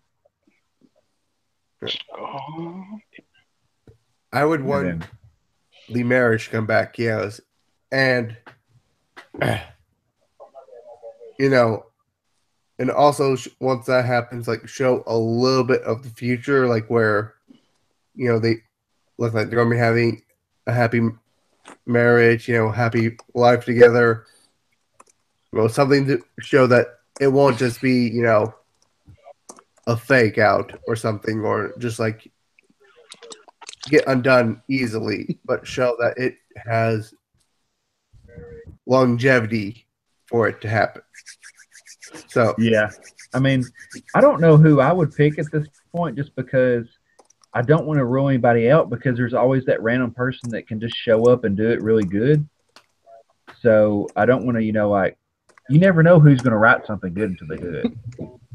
So I kind of want to, what are y'all doing in the live stream chat right now? Stop that poison right now. He said pokes with a stick. And somebody said Heather Antos. First of all, DMI. That was me. Heather Antos is not a writer. She's an editor, so she's a glorified secretary. And I don't know who I would have write it, but I would definitely have them out, undo One More Day, of course. I'm okay with him dating Mockingbird if it's good. Like, actually have them have a relationship instead of him just loitering in her living room at all hours of the night. Yeah, because I was thinking he's been cucked. Spider-Man has been cucked. All right, it's no ifs, ands, or buts about it. What if he had a solid relationship with somebody else? Like, would you still want One More Day to be like, taken out, or would you want to see more of, you know, who he could date on a personal level, like better? If they don't have the Exactly. marriage, I'm fine with him being single, but like write him better in a relationship, because the relationship they have now is not a relationship. And I would like him to go back. If they're going to do that, you could go back to having like a love triangle with the black cat, that she's kind of like his Catwoman, like in the Batman, and then he's got MJ, Betty Brant, whatever you want to do. But I really think Black Cat was always a great character for him to interact with. Well, I didn't get to say who I wanted to be the writer for it. I just read an issue. I like to buy like random issues that have Venom on the cover of it and things like that. And I just read an issue of Spider-Man where it had Puma in it. And I think it was like one of the first introductions of Puma. And he was teamed up with Black Cat. Spider-Man was. He was dating her, and then they were teaming up together. Mm-hmm. And then it was really fun. And then you had Mary Jane showing up like at his office when he wasn't there, you know, asking about him. And so that was an interesting dialogue there, because you're kind of like, oh, you know, she's still talking about him. She still wants to know what's going on. And she finds out he's dating Black Cat. She's going to be real jealous. So you have all this stuff going on, and I'm just like, that's interesting. You know, that's an interesting dynamic, because what they got going on right now is just not working for me. Yeah, I'm sorry I keep bringing up the Spider-Man stuff. It's just, you know, this has been like, you know, something that I've been sitting on wanting to make a video on too, because, you know, everybody wants to see One More Day Undone, you know, and everybody contemplated, and, you know, everybody like spoke about what Mary Jane whispered into Mephisto's ear, you know, at the very end, you know, and it was retconned, you know, that she would remember. I don't even think they know. I think they just made it up. Yeah, and so, you know, it's been down in, you know, in the books for, you know, years, and I really want to know where Dan Slott takes this before he like gets taken off. Where do you think they're going to put him at, though? That's the question. I don't know. My guess is side projects. Sorry, like, or something minor, maybe. He'll probably they'll put him on a new book. You know, it'll be something, you know, not mainstream, but still a kind of a bigger character, and they'll just start a new run is what they'll do. Well, they just canceled She-Hulk, so he can go back to that. He could. He might. I mean, you never know. Or Great Lakes Avengers. Yeah. There you go. Hey, so a while back, speaking of Spider-Man, a while back I had a video that got a lot of clapback and kind of made me a little angry, but at the same time, I had to remember that I'm not Mark Waid, so I discounted to 10. So I had a video about Spider-Man, and I was saying that I got this idea from somebody. I said, I want an older Spider-Man. I want a Spider-Man that's like, you know, mid-30s, someone like Chris Pine-ish kind of character-wise and age, to be Spider-Man. And then let's have some new, like, really young kids with superpowers, street level, that he can, like, train and just kind of bring up almost like a Batman and Robin kind of a dynamic. I would like that story. And then get something different going on. You know, get a little bit more seasoned Spider-Man that's just maybe a little bit better at the job, more experience, a little bit tougher. That would make more sense to me, because, you know, how long has he been, you know, being Spider-Man? How long has he trained and done? It's like he should be experienced. He should know what to do for the most part. Will he make a mistake or two? Yes, but that's human. But you know, it's like he's trained under, you know, Tony Stark is Iron Man, and he's worked and he's fought alongside with, you know, Captain America, Thor, everyone. So he should be, you know, that one of those more experienced people who is in that mid-range, you know. Like, he's not the most trained, but he's well trained, and you would have him, you know, helping the younger people who are least experienced, because he's that middle ground between the most experienced and the newer recruits, because he's, you know, because he remembers being in those shoes, and but he's been doing it for so long that, you know, he should know and have and he be more like the tutor. Yeah, not be so embarrassing. Like, kind of be, say, so to speak, everybody listens to him and respects him because he's Spider-Man. He's been around, and he knows. I mean, he's been an Avenger at one time. He has all these amazing abilities. I mean, he can lift like 40 tons or whatever. I don't know. And he's fought all these really big supervillains. Yeah, I want to do a storyline where Miles dies and it's all Peter's fault, and that way we can reinforce the guilt that Peter always has, and kind of like the Uncle Ben thing, the Gwen Stacy thing. Just get rid of Miles because he's boring right now, and you could bring him back later as a villain or something, whatever you want to do. But I think that really would be wish Miles was turned bad. I would think it'd be so interesting to have him retconned as the old Miles Morales and him show up trying to cause some crap. You know what I mean? Mm-hmm. He's come from another universe and he's a bad guy, and you got to just try to stop him because he knows all your tricks. You know what would be a good idea for a storybook? Miles dies. You know, Peter feels guilty, and then Mephisto brings Miles back to life. That would be a good story. As a bad guy, yeah. As a bad guy. That would be really good. He retcons one more day, but what he didn't tell you was, and by retconning one more day, he brings back Miles Morales as a bad guy, and it's all been part of his plan. Yes. Oh my God, yeah. That would be good. I like that. Let's do it. All right. Huddle up.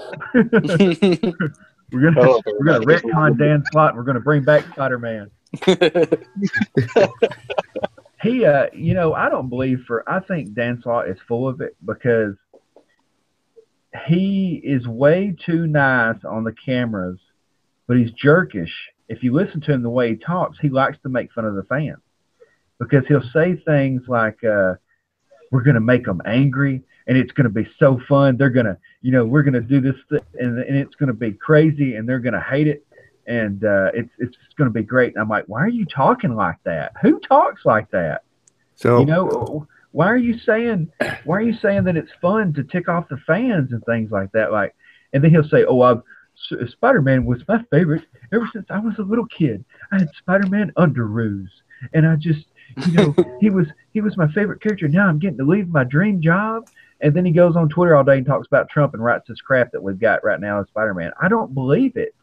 I think that he's just trying to play the company man. He's trying to act like, you know, he loves his job, and I think he's miserable. I don't think he likes it, and I don't think he really likes Spider-Man because it shows in his writing. I think somebody had a really heart-to-heart talk with him because ever since he came back on Twitter, he's been very quiet. He's been very quiet. He hasn't been really heckling anyone, and he actually got into a discussion about Spider-Man with someone earlier today. I can't remember the name of who it was he was talking with, but he was actually he was actually tweeting back someone because he said, you know, I think Venom, you know, this Venom arc or whatever is doing really good, Dan. If you could write like this, you know, it would have been better for you, you know, in the long run. He's like, well, what are you talking about? You know, he's like, well, you made Spider-Man pretty much, you know, get all the political and stuff. He's like, well, point out the political stuff. And he didn't argue with him. He didn't, you know, get on this case. He actually had a discussion with this guy. And I think it's starting to get to him. I think you're right. I think CB and some other people have just sat down. Either that or CB's gotten into somebody that is going around talking to these people finally. And they're just kind of saying, hey, you, and you, stop it. And, you know, maybe in a nice way that says, hey, maybe take a break. Maybe don't do this. But as good as it is right now, it's too late. Like, you can't start writing good when your book's canceled. I mean, this is not Silver Surfer, but it's acting like Silver Surfer all over again. Yep. And they always do the same thing. They always do the same thing because they suck at the book, and then when it gets canceled, they're like, this is my best story. I've been saving it for last. And it's like, well, the whole thing should have been a good story. That was the point of you being on this book. You know what I mean? I think they do that. It's like pretty much when they're getting threatened to get canceled, then it's like they start writing good. It's like to boost up sales. It's like, do you really want to cancel this book? Look how many more sales we're doing now. But then they'll just go back until it's like, and doing that. I think that's Well, I one think thing that they the did. new creative team. I think the new creative team's already in place for this book. You only have 8 more issues or something to go, 7 more Yeah. issues to go. I mean, I think you already have someone that already pitched a story, or they already picked a creative team, and he's going to be gone. I think when you were saying like, oh, we're going to tell a story that really pissed people off. I think like what he means is that we're going to really torture this character. Or maybe that's what he wanted to say. Like we're gonna put this character through some shit, and you're gonna hate me for it, but it's gonna be a good ride. Like that's fine. But he doesn't know. He doesn't know how to do it, I don't think, because he just makes this character miserable. And there's a difference between putting him through a hard time and being miserable. And it's just like my video I did today of the Spider-Man 2099. In that comic book run, Miguel O'Hara had a hard time. Multiple bad things happened all the time. But he never once looked like a punk. He's a superhero.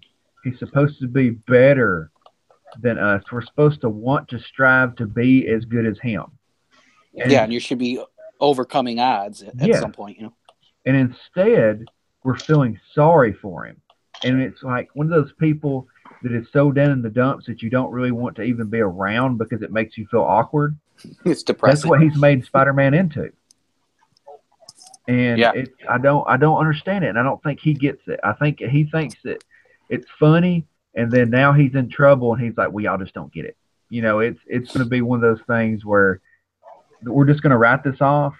Eventually, they're going to get another writer, and then we're going to be talking about this 4 or 5 years from now. You remember when Dan Slott was on that book? Oh gosh. Man, that was rough, and then it'll just go on. But I'm glad that we've got the new guy. I'm glad that we got the big guy in charge, so to speak, in more ways than one, C.B. Cebulski, because, or as they like to call him, Akira. But, I think I really get him. I think he's a lot like me because he likes anime, he likes manga, he likes Japanese culture, but he also loves comic books. And I think he's just a cool nerd. I think he's one of those people that's going to say, okay, Spider-Man needs to be written like this. Iron Fist needs to be written like this. And we're going to do Avengers with these people. So we'll see where he goes with this, because we're seeing the cancellations of the books, but we're not seeing the new projects and the new creative teams chosen for the next round of books that are going to take those books' place. So it'll be interesting to see what his first project will be that has his name on as editor-in-chief, that he's the one that okayed the story or the series or whatever.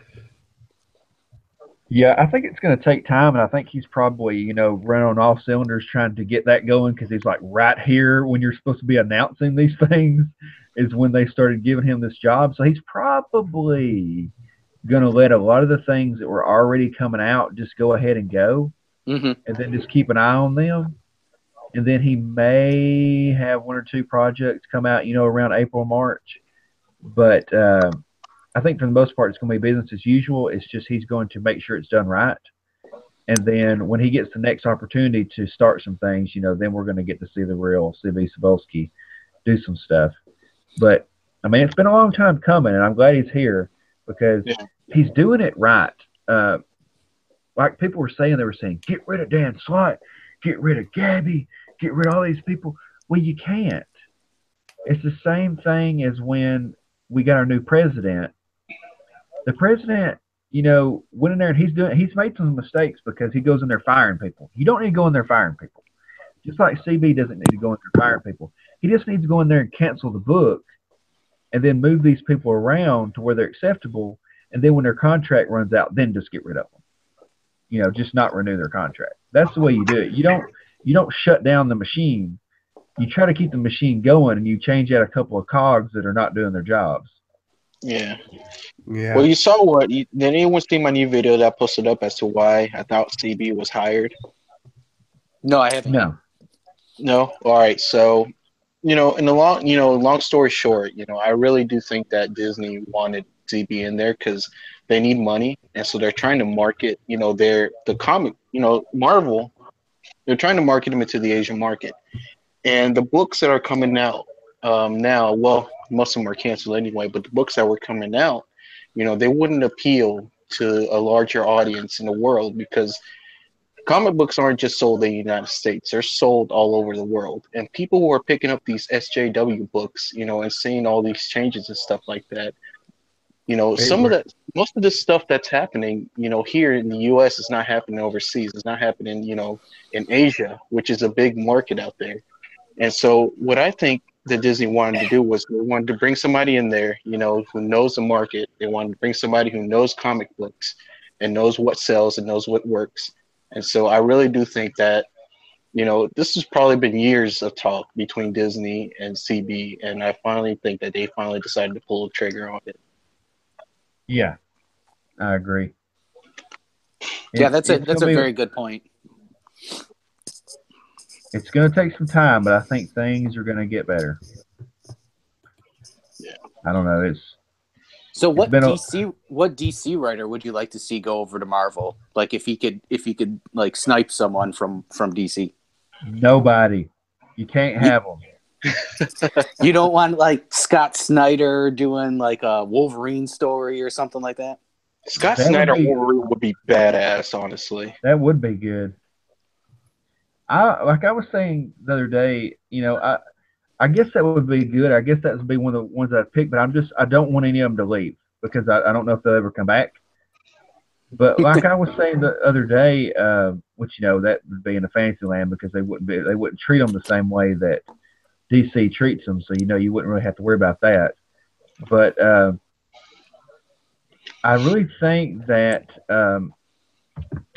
if you did Wolverine, like let's say I was to write Wolverine, I would try to do him the way that they did in Wolverine Max, but I would do it in a mixture as almost like, I don't know if you guys remember the old Highlander movies and stuff, but have him as like a rogue on his own, immortal. He's got all this stuff going on and is with love life and love interest. He's got these very cool violent fights that he does with these guys that are, just as strong or stronger than him. Lots of carnage, lots of grisliness. And I think that's what we're missing. I think that would be awesome to have that Wolverine back. Did you guys read Wolverine Max? I keep asking people and nobody's read it. No. I read the first part of, I think like the first couple issues of it. Somebody said Tom King on Daredevil. I think that is good. Yeah, that'd be cool. Oh, that'd be nice. But yeah. So you read the first couple of issues. Anybody else read it? I have not.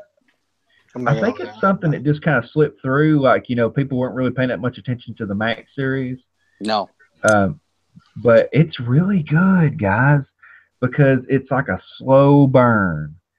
It's kind of over the top with the violence and stuff, but the storyline is really down to earth and believable at the same time. That was fun. But so like one of the issues I was reading, he is basically homeless, okay? Because he just doesn't get along with anybody. I mean, that's just all there is to it. So he's homeless, he's lost his memories again, and he's living in his truck. Well, he goes to the beach because he's in California, and like the only thing you have to do is go to the beach. So as he's sitting on the beach, he meets this girl, and the girl notices that he's a tough guy and pretty much tricks him into being her bodyguard. So then she has him go to an event with him. She starts getting accosted. He saves her. This whole thing gets started. The bad guys are after him. And then you've got that dynamic going on. He charges in there and fights those guys, and he's cutting them, slicing and dicing them. And then later on, Sabretooth shows up, and Sabretooth looks like an animal. He looks just vicious. And he and Wolverine end up having a fight. And the fight goes on, and it's amazing. And then Wolverine stops him by basically gutting him. And then Sabretooth is laying on the ground with his guts hanging out, just begging him, please don't kill me, please don't kill me. Because, you have to wait for him to heal him, and it's going to take a little while. And then he just walks off and leaves him. Just awesome, like a bad A. And I'm like, where is this Wolverine at? We need this Wolverine back fast. It was like Wolverine if Wolverine was on HBO. Right. Do they have it in trade now? Yeah, they do. Yeah. They do. It's an older series, so you can get it in trade. Okay, so I'm probably going to be looking into that now. I'll probably go when there's a sale on. That's usually when I buy most of my trades and stuff, like because my store does really good in sales. Like with the back issues, you can get 50% off on sales and 30% That's off awesome. on the trades. Well, Okay. it's a really good sword series, so I would definitely get it. I haven't been able to completely finish it yet, just because I'm having to buy the trades. Nobody has it, so I had to just go and buy them. They do an And so, interesting thing with the Max series. That's just like direct order. They don't overprint those, so they're super hard to find. yeah, yes, true, yeah, because where I went to get it, they were like charging an arm and a leg for it because, well, and I wouldn't say an arm and a leg. They were charging like $16, when normally they're like 10. Yeah. Mhm. So but if you're buying like 4 of them at a time, that can start to add up a little bit. But Mhm. I like it. I think it's good. I think you need to check it out. What do you guys think of the like current Old Man Logan, like the latest issues and stuff? What do you think about that so far? I stopped reading Old Man Logan. I think towards the end of Jeff Lemire's run, I just felt like it was going nowhere. But I know that Ed Brisson took over, and it's probably really good. I hate the art. Ugh. I don't know Who's what it doing is. it? Everybody seems to like Is it. it Diodato? I believe so. I think that's right. Huh. And it looks like computer generated that you're trying to disguise as comic book gritty art. So it almost looks like a 3D model that you've thrown like the dots over it to make it look like a comic book page. And I just Yeah. don't like it. Now I like the story. The story's cool because now you've introduced this new character called Scarlet Samurai, Mhm. which is pretty cool. And then like Silver Samurai shows up, and he's ticked because they tried to kill him and they thought they killed him and he like came back. Um, but it's like a younger, I guess, angrier Silver Samurai. So it's a pretty good story. I like it. They just finished. They kind of finished the Hulk arc, and then now they're doing that arc, and it's really good because they're going back to like the old school Wolverine. But my thing is, why can't we just have the regular Wolverine? Why do we have to have this old man Logan that's just as good as the original? Why can't we just have the original?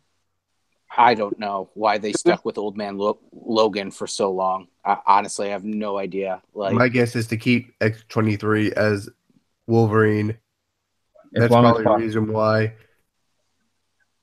So the And interesting thing they're doing with Wolverine is they're going to put him in like backup pages of random issues. So you're going to see his journey, and like it'll be Amazing Spider-Man, and it'll be like one page. Like after the Amazing Spider-Man story, there'll be like one page of what Wolverine's doing. I was wondering what you guys thought about that. But If that's very true, odd. freaking donkey balls. So my Boy, question that Polo, is pissed. What I Polo like, was asking about Polo Darkwater was asking about the Super Sons tomorrow crossover. We talked about that earlier, Polo, and we thought it was pretty good, but the code name was weird. But there was a reason for the code name because he was trying to hide himself in history from the Teen Titans of Tomorrow. So that was that reasoning. But anyway, back to what you guys were talking about. Well, I was just saying, if they were really going to do that, just put him in one issue on the back page of like some comic books. That's garbage. Everybody wants Wolverine to come back. I know Logan the movie did great in the box office.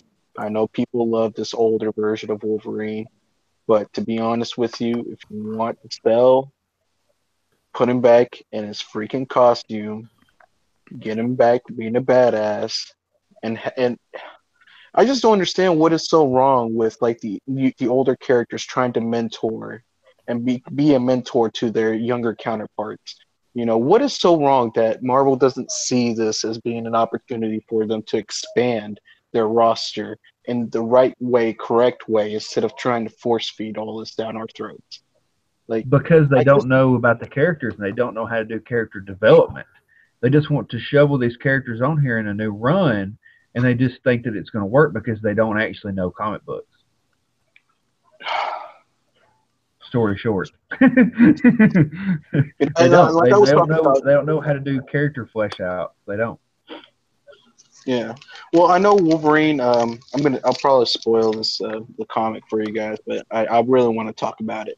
I know Wolverine, makes a comeback. The old the actual Wolverine makes a comeback in Phoenix Resurrection issue 1, and he's just kicking all kinds of ass. All right, and I really want to see this Wolverine back. Like when I was reading it, I was like, "What are you doing, Marvel? This is exactly what people have been asking for. Please bring him back." They've almost ruined it, though. They've almost took him away for so long that we just don't care. I mean, they've almost killed the character, and then they bring him back, and then they don't do anything with him again. Well, he's got an Infinity Stone or gem or whatever they're calling them now, and he's going to be in that Infinity Countdown, which is kind of spinning out of the Guardians of the Galaxy comic. So they're going to use him, and they're going to kind of show you his journey through those like one page, like it's kind of like the scene after the movie, kind of one page stingers and random issues to make those sales better, and those other issues that probably have low sales, and then he's going to be showing up in that Infinity Countdown miniseries. Yawn. Just bring him back. I think it's kind of interesting. I think it's kind of interesting, but yeah, he should be in his costume. Like Nostalgia said, like in that Phoenix Resurrection, he's in his costume. He's kicking ass.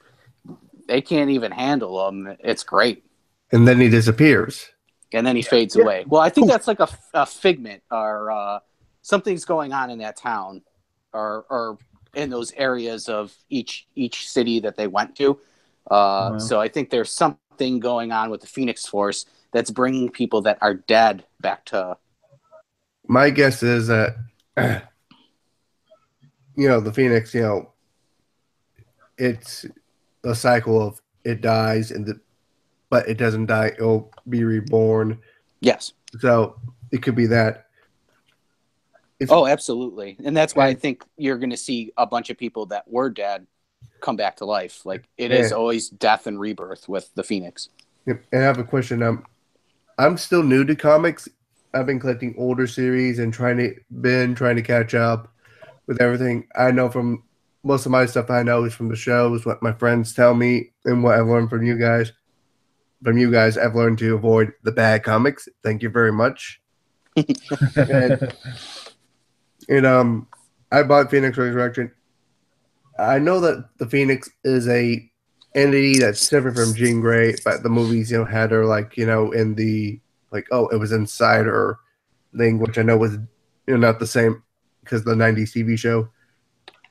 Did it leave her and it's now trying to get back to her, or is it dormant in her now, or something? You're talking about the Phoenix right now in continuity. Yeah. She had died, so. Yeah, the Phoenix right now, like he said, she died, so the Phoenix is basically just running around. And then the new Phoenix, or the new Jean, came from the past. Oh, and then it's now sensing her again, and it's like, okay, I can now get into a new body. Well, actually, it's different than that because it shows up, and it shows up early because, this Jean Grey is much too young to be Phoenix. And then they're like, that's not going to work. It's not going to work. You're going to kill her. And the Phoenix is like, oh, I know. So the Phoenix. Basically, go ahead. Sorry. The Phoenix Force was when Jean died for like the third time, at the end of Grant Morrison's run. She had the Phoenix Force, I believe, and she died. Then they did Avengers versus X-Men, which Hope Summers was supposed to be the Phoenix, and they split it up between 5 X-Men. So Cyclops got it, Emma got it, Colossus, Magic, and somebody else, Namor, I think. So they all got it, and then they slowly lost the Phoenix Force, and it was just Scott. And then they ended up getting rid of Scott, the Phoenix Force. And then in the recent Thanos run, the first 12 issues, Thane had the Phoenix Force. Huh. Oh yeah, because he had it in Thanos. Yeah. So it's been like to other hosts this whole time.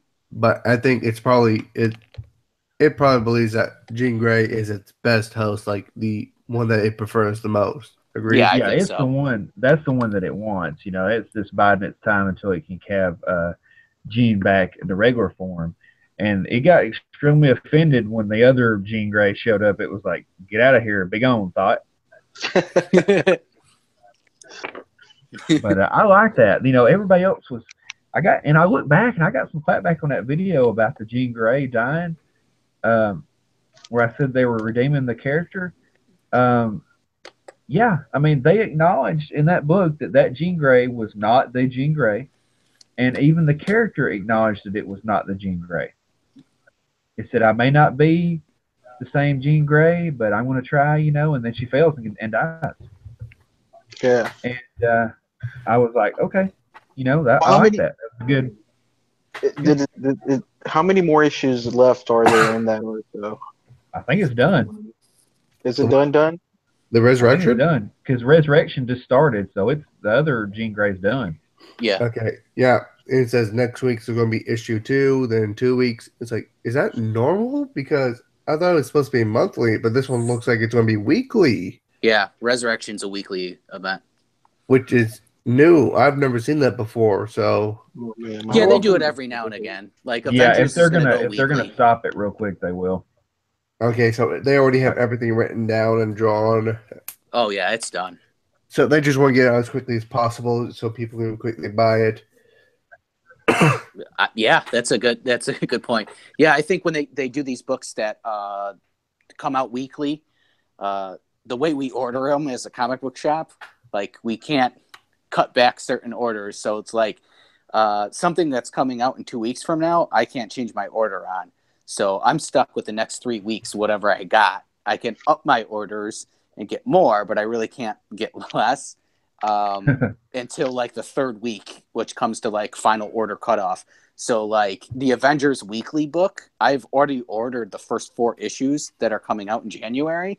And the only one I think I'm able to change is the 4th issue that's coming out right now. So whatever I have for the first 3, I'm stuck with. Oh man. No way! Wow, that's crazy. That's like some good info, man. That's some good insight. I really did not know that. Man. I put in an order for new books 2 months before they're actually in the store. Oh, so wait, you have a Wow. comic book store? Yeah, so like I'll be ordering. I Cool. ordered for March already, so like it's not even January. I've already put my order in for March. Wow, So that's crazy. this is what my comic book store is doing right now. They're actually going to be ordering me some new books. Do you do that too? Like whenever you order like special, like how? Because they're ordering 1 book for me. Oh yeah, I could do that. Yeah, that's easy. Okay, I'm just wondering how it is because I know of the industry and abroad because I actually did do research actually for marketing, and I did it on Diamond, you know, the distributor. Yeah. So, and I thought it was very interesting like how close to a monopoly it is. Yeah, it's basically a legal monopoly. I can only get new comic books through Diamond Distributors, and there's only one distributor under that. I can't go to another distributor. They have an exclusive contract with all the major publishers. So even if there was some competition, all those publishers would have to break their contract. So like Marvel, DC. So it's like if I wanted to start a distributing company, I would have to get all those major publishers because no one would want to buy just Valiant books or Zenoscope books, you know, like I would have to get indies. Right, I'd have to get Marvel, DC, Image, Dark Horse. I'd have to get those publishers, and it's kind of funny because Diamond has that locked up. So even if there was competition, they would have to break all those contracts, or something would have to happen to break those contracts. Yeah, because the only legal monopoly in the U.S. is baseball. Is that It's right? weird. Yeah, it's in law. The only monopoly allowed is baseball. Huh, that's weird. That was way back in the 1920s. So I don't know Sashi is why. here. Everybody say hi to Sashi. Hi, Sashi. What's Hi. up? So yeah, so that brings another subject here with Sashi being here. That reminds me of my announcement that I was going to make. So next week, 1 week from today, that will be Thursday. I'm going to be doing an interview with Sashi. No. So I'm going to interview her. I'm going to ask her some questions about cosplay and how, kind of how that works, because some people are kind of interested in cosplay but don't really know like how that world works. It's because cosplay is like a completely different thing than people think. So, I want to ask her some questions about what it's like, how you get into it, how these conventions work, and see, she has a unique look at it because her being from South Africa, down there, she kind of helped start the cosplay trend down there, so to speak. So, yeah, I thought that she'd be a good person to ask. Oh, that's cool. That sounds really interesting. Yeah. I would watch that. And see, I also want to ask her some questions too, because do you guys remember that whole cosplay is not consent fiasco that they had for a little while? Yeah, I saw Like, stuff about it. you It mean was the kind of a one big where, nothing burger. like, someone dresses up as your favorite character, you can't just go up and hug them and stuff? And Is harass that what them it and all was? that stuff. Or, Yeah. like, is it something with pictures? It's I've only basically been- harassing women at cosplay conventions. You know what I mean? Like, so if somebody's dressed up like a character, you go up and be like aggravating them and saying rude things and touching them and stuff like that. Um, and so I kind of want to ask her to see, what she thought about that, if that's a problem, stories that she may have heard from other people, and how often that actually happens. You know what I mean? I've only been able to go to one convention, Sally, and I never saw that happen at all. And there was a whole bunch of people cosplaying. Someone was Well, actually see, dressed up as a Dalek and actually going around in the Dalek and driving it. And it did the voice too. I got a small video of it, but it was yeah. awesome. Well, I've actually gone to the conventions over in Chicago. Chicago usually has pretty big conventions, and with cosplaying and all that. And I've never really like seen or heard anything major from that place. we'll see by the way that they act like it's an epidemic. They act like everywhere you go, women are just being accosted as cosplayers, and it's got to stop, guys. We got to end it right now. Hey, what up, people? Hi, Hey, Master what's Judy. going on, Master Judy? Hey, I'm good. I'm good. We're talking about people accosting women at conventions, and then you chimed in.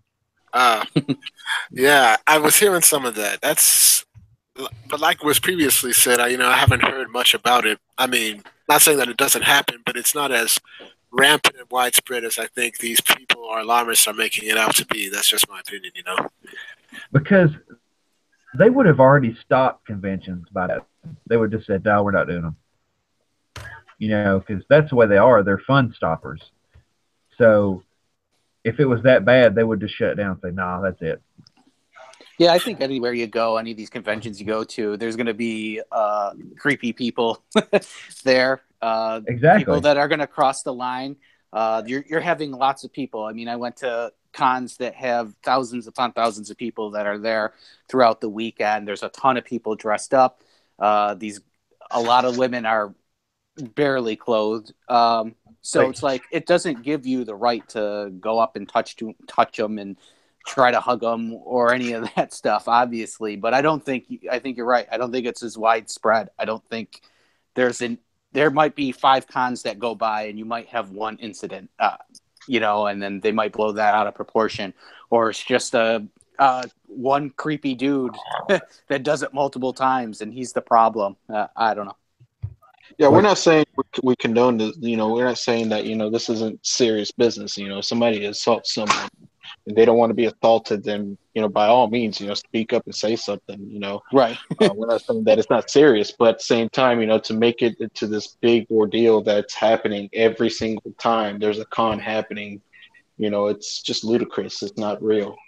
Right. You know? Yeah, they're crying wolf when they're making a mountain out of molehill. That would probably be a better, statement. Well, This one, yes, it is important to stop this, but instead to overblow it out of proportions would only hurt only hurt you more, because then people start to believe, oh, you're just exaggerating every time, and then it'll just make it easier for the people who are doing it to get away with it sometimes.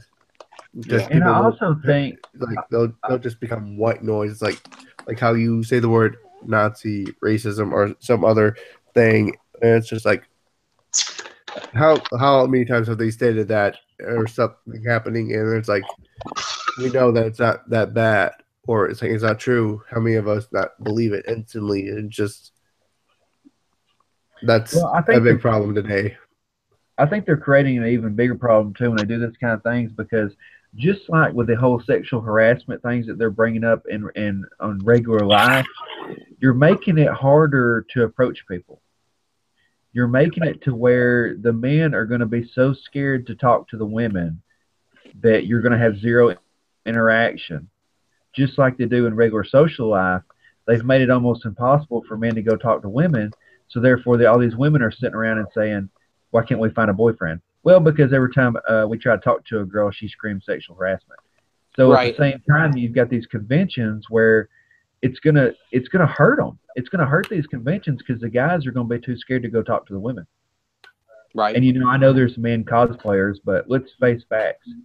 Everywhere that you have two genders doing the same thing, if it's based on looks, the women always make more money. They Yeah. always get more attention. That's just the way it is in everything. You look at the way, well, you could look at the way the porn industry is, first of all. But cosplay, Modeling. yeah, cosplay, let's look at the way, okay, how many cosplayer women can you name and how many cosplayer men can you name? There you go. None and none. Sorry. So they're out there trying to do, you have these professional, I'm kind of against the paid professional cosplayers, because I feel like that they push the regular cosplayers to the side now, because now you can just hire people for $20 an hour. There you go. Get out there in your costume. So that would be interesting to hear you in your interview ask Sashi some questions about when you're cosplaying as an established character, like from Marvel or DC. If you're making money and you're selling prints and stuff, that is not your character, and you're making money off of it. It'd be interesting to hear that. Yeah, it's weird how that works. I don't know how they get by that. It's kind of strange, but I guess it's just because it's them wearing the costume. I don't know. It is a strange question. It's very interesting. Because if I got art from Marvel or DC and I'm not giving Marvel or DC any money, like I'm not paying them like a license or something, like say I'm selling posters, I'm going to get sued if I make too much money, right? Yeah. Huh. I don't know. Because, there are those people that do like they'll do like the fan art drawings and then they'll make posters out of them to sell. I would think, wouldn't they get in trouble for that eventually? Yeah, I don't know. I don't know. It's their drawing. Works. It is their drawing. Well, there's a thing, like if you're drawing an original sketch of a character, you could charge whatever and you don't have to. But if you're doing prints, like if you're printing out stuff, these artists sometimes they get nailed sometimes for doing. I can see that, because if you're printing out, let's say you got a Todd McFarlane poster and you're just printing posters out of Todd McFarlane's Venom or something, Todd's gonna get ill. I could see him getting a little angry about this. Right.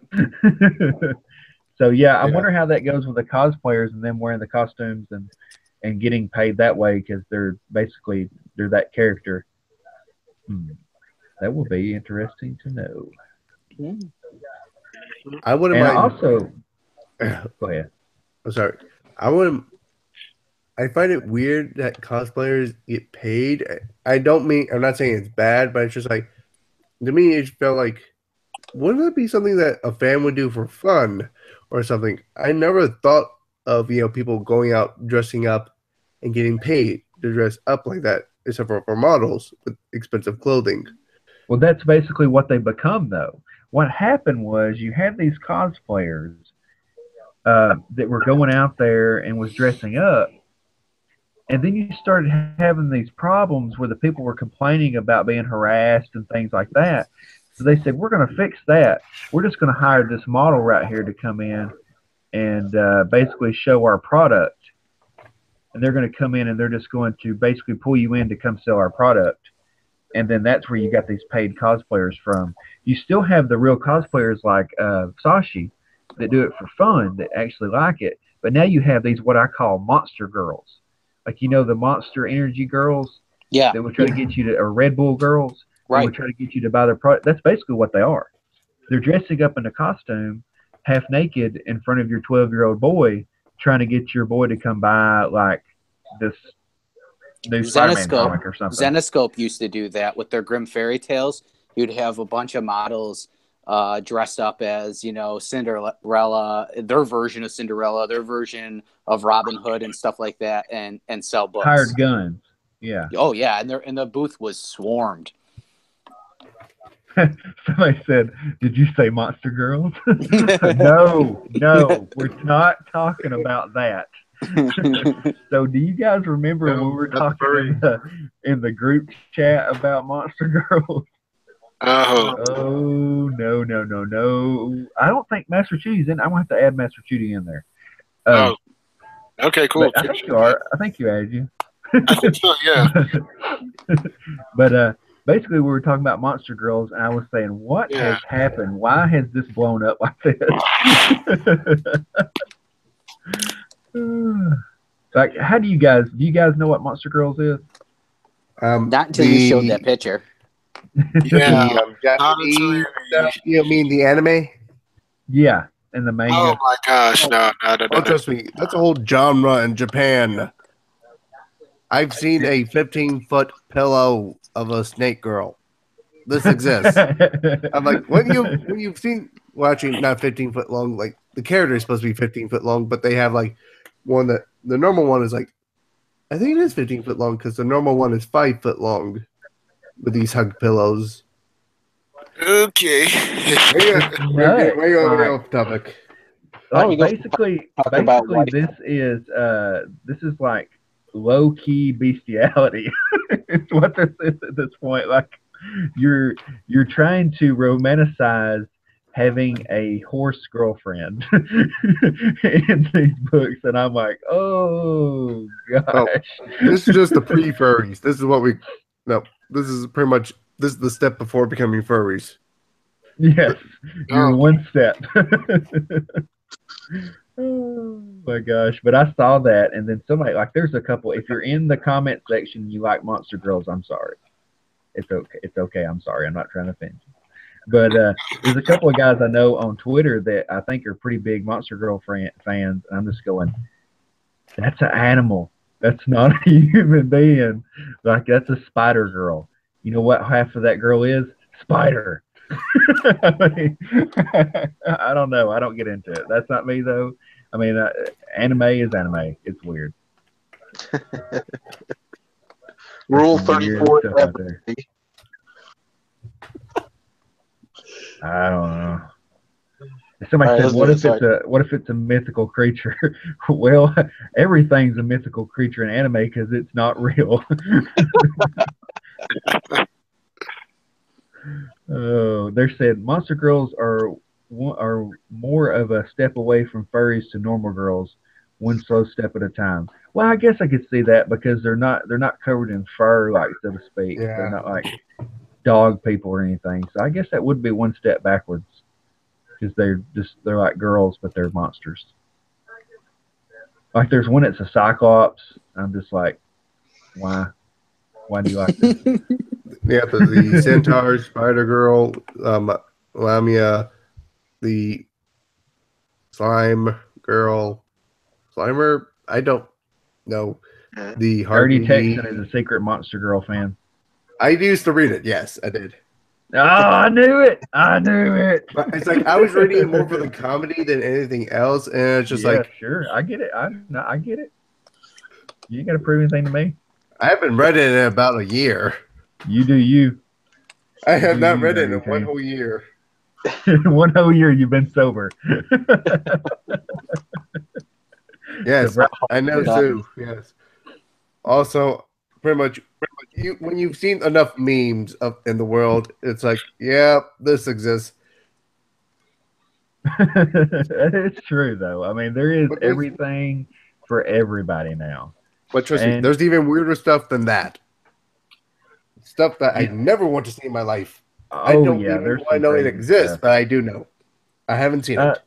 But Speaking of stuff that shouldn't exist, what do you guys think of Savage Dragons? Anybody reading Savage Dragons? Oh no! Look, man, look. My store doesn't even buy it. I can't even find it there. I think they said, no, we are never ordering this again.